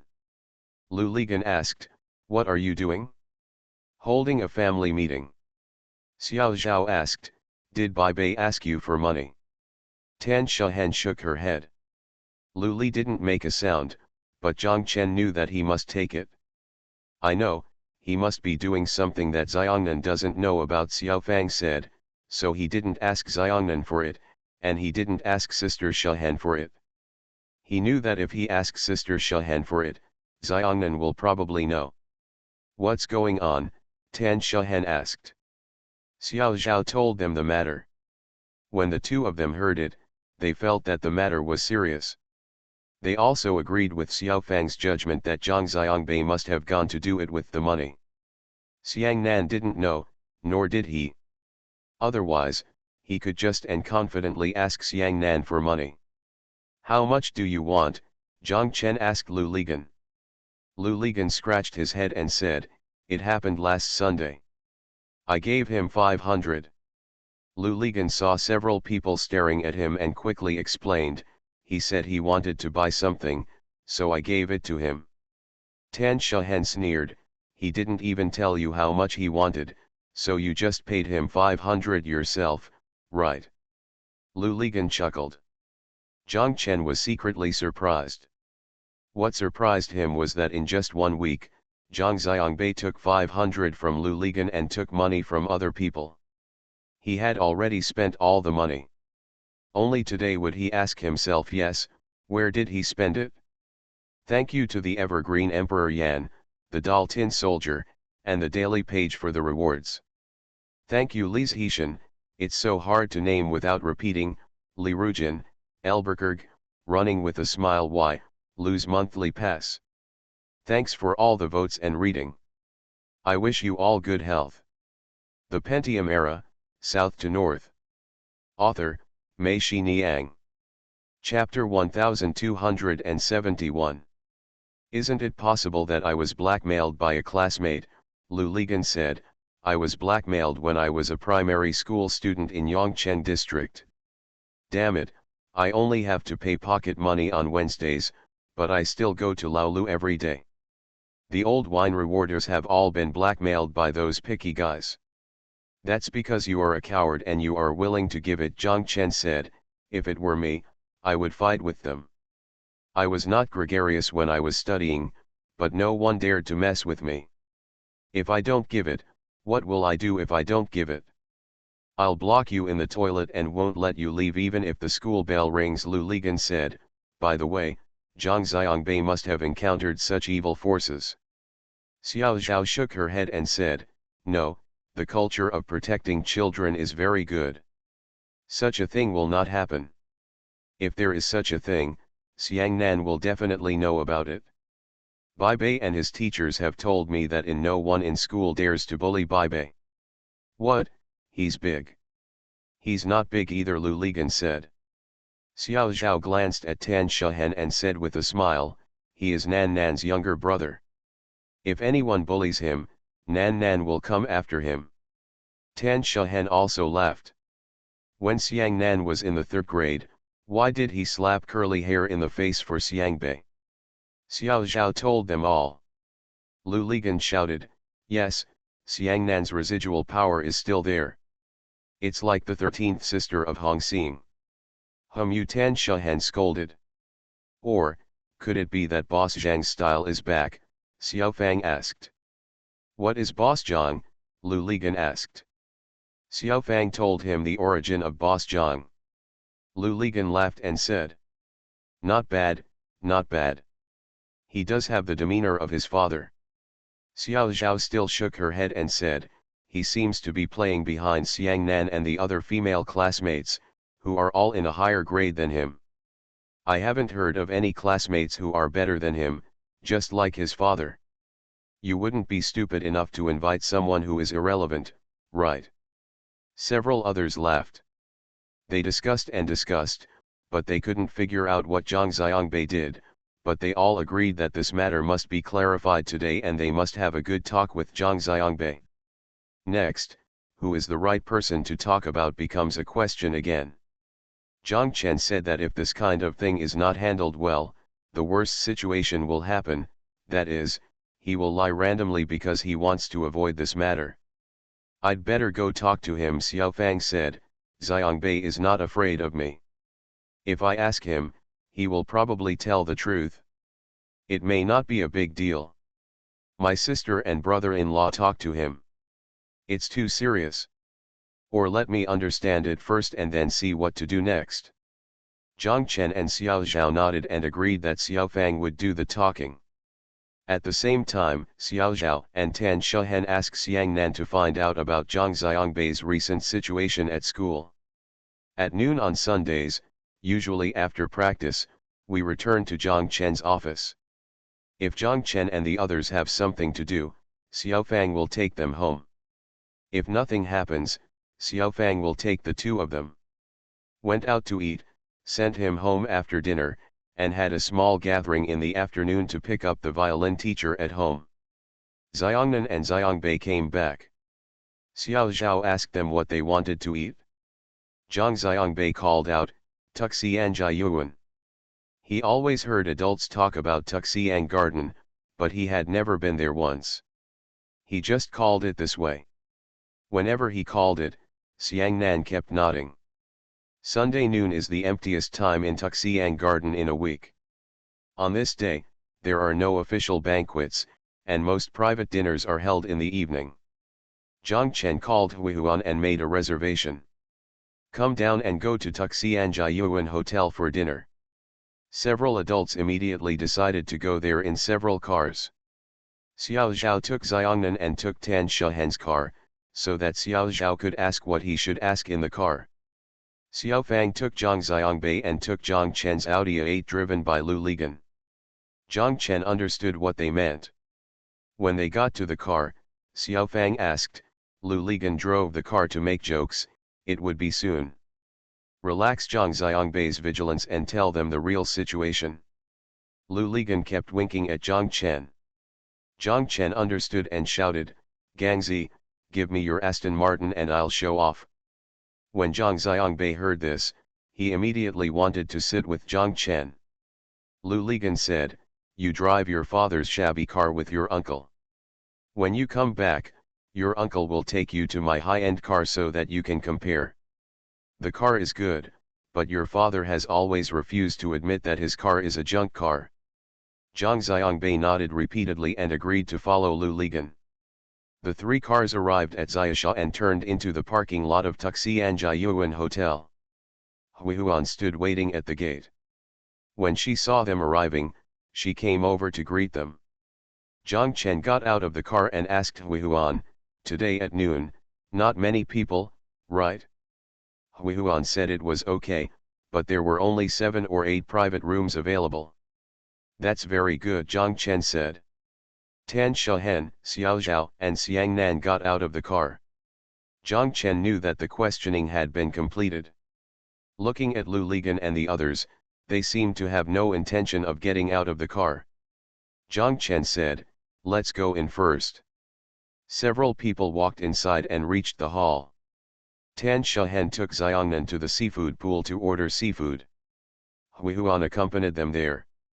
Zhang Chen and Xiao Zhao sat down on the sofa in the hall. Zhang Chen asked, how was it? Nanan didn't find anything unusual here. She just went to look for Xiangbei a few times at noon, but couldn't find her. Now after school in the afternoon, when their female classmates play together, Zhang Xiangbei no longer plays with them. Instead, 2 male classmates in his class said they were going to play ball. Xiao Zhao said, I'm already in 5th grade. It's normal that I no longer want to play with female classmates. It's also a good thing to be able to socialize more with classmates in my class. Zhang Chen said, I dance with rubber bands every day, and I'm worried that he will turn into a sissy. Xiao Zhao nodded. Lu Ligan and Xiao Fang came in with Zhang Xiangbei. Zhang Chen and Zhang Xiangbei said, "Go to Aunt Shehen and Xiangnan in the seafood pool to see what seafood you want to eat." When Zhang Xiangbei heard this, he ran away. Lu Ligan and Xiao Fang sat down, and Lu Ligan said, "All of them are done." "What are you doing?" Xiao Zhao asked anxiously. "In the internet cafe, I was playing an online game called Legend with 2 classmates. I said it was very fun. I was fighting monsters and leveling up every day," Xiao Fang said. "Don't he have a game console? Why would he go to an internet cafe?" Zhang Chen asked. "He said that compared with online games, standalone games are weak," Xiao Fang said. "Did he lose his money just by playing games?" Xiao Zhao asked. "Yes, you need to buy point cards. Point cards cost 35 yuan each. After buying them, you can exchange them for game currency. The main thing is to buy equipment. If you have good equipment, you won't get beaten up," Xiao Fang said. "Playing every day? Why does he have time?" Zhang Chen asked. "School is over at noon and in the afternoon," Xiao Fang said. Zhang Chen and Xiao Zhao understood. This is why several times at noon, they went south to look north and couldn't find the reason. After school in the afternoon, he said he would go play ball with his classmates. In fact, went to the internet cafe. He is already a 6th grade or 5th grade student, and he lives close to home. There is no one to pick him up and drop him off before and after school. Zhang Xiangbei came back late. Zhang Chen's mother asked him, and he could easily cope with it by just saying play ball. Zhang Chen breathed a sigh of relief and said, it's okay. I just went to play games and didn't buy cigarettes. When I was his age, after school in the afternoon, several classmates already pooled their money to buy 8 cents a pack economy brand cigarettes, hide in public toilets and smoke them. Lu Ligan laughed. Is your elementary school doing this? The elementary schools in our district also do this, they are on the same level. Xiao Fang smiled and said, no wonder I'm so addicted to cigarettes. I admire you. Xiao Zhao said, what's okay? Holding the game console all day long gives me a headache. How can I study hard now when I'm playing Legend? Zhang Chen thought for a while and said, in this way, you just pretend you don't know anything. I will first find out what kind of game this is, and then I can take advantage of the situation. This matter will be left to me, a troubled boy back then. To handle this matter there is still a difference between boys and you little girls. Xiao Zhao thought for a while and said, okay. Tan Shehen and Huihuan came over and told them that the food was ready, let's go. The 4 of them stood up and everyone went to the elevator. They saw Xiang Nan and Xiang North, and they were still looking at the fish and shrimp in front of the seafood pool. They followed the responsible person. The chef at the seafood pool asked questions from behind, and Tan Shehen shouted to them. Nanan, 203, come up on your own. Xiangnan turned to look this way and said, okay, Mom. A few people stood there waiting for the elevator. Xiao Zhao looked at the seafood pool and sighed. She said, oh, girls are more worry-free. Tan Shehen and Huihuan both laughed. Tan Shehen asked, what's wrong? Xiao Zhao told her about Zhang Xiangbei going to the internet cafe every day.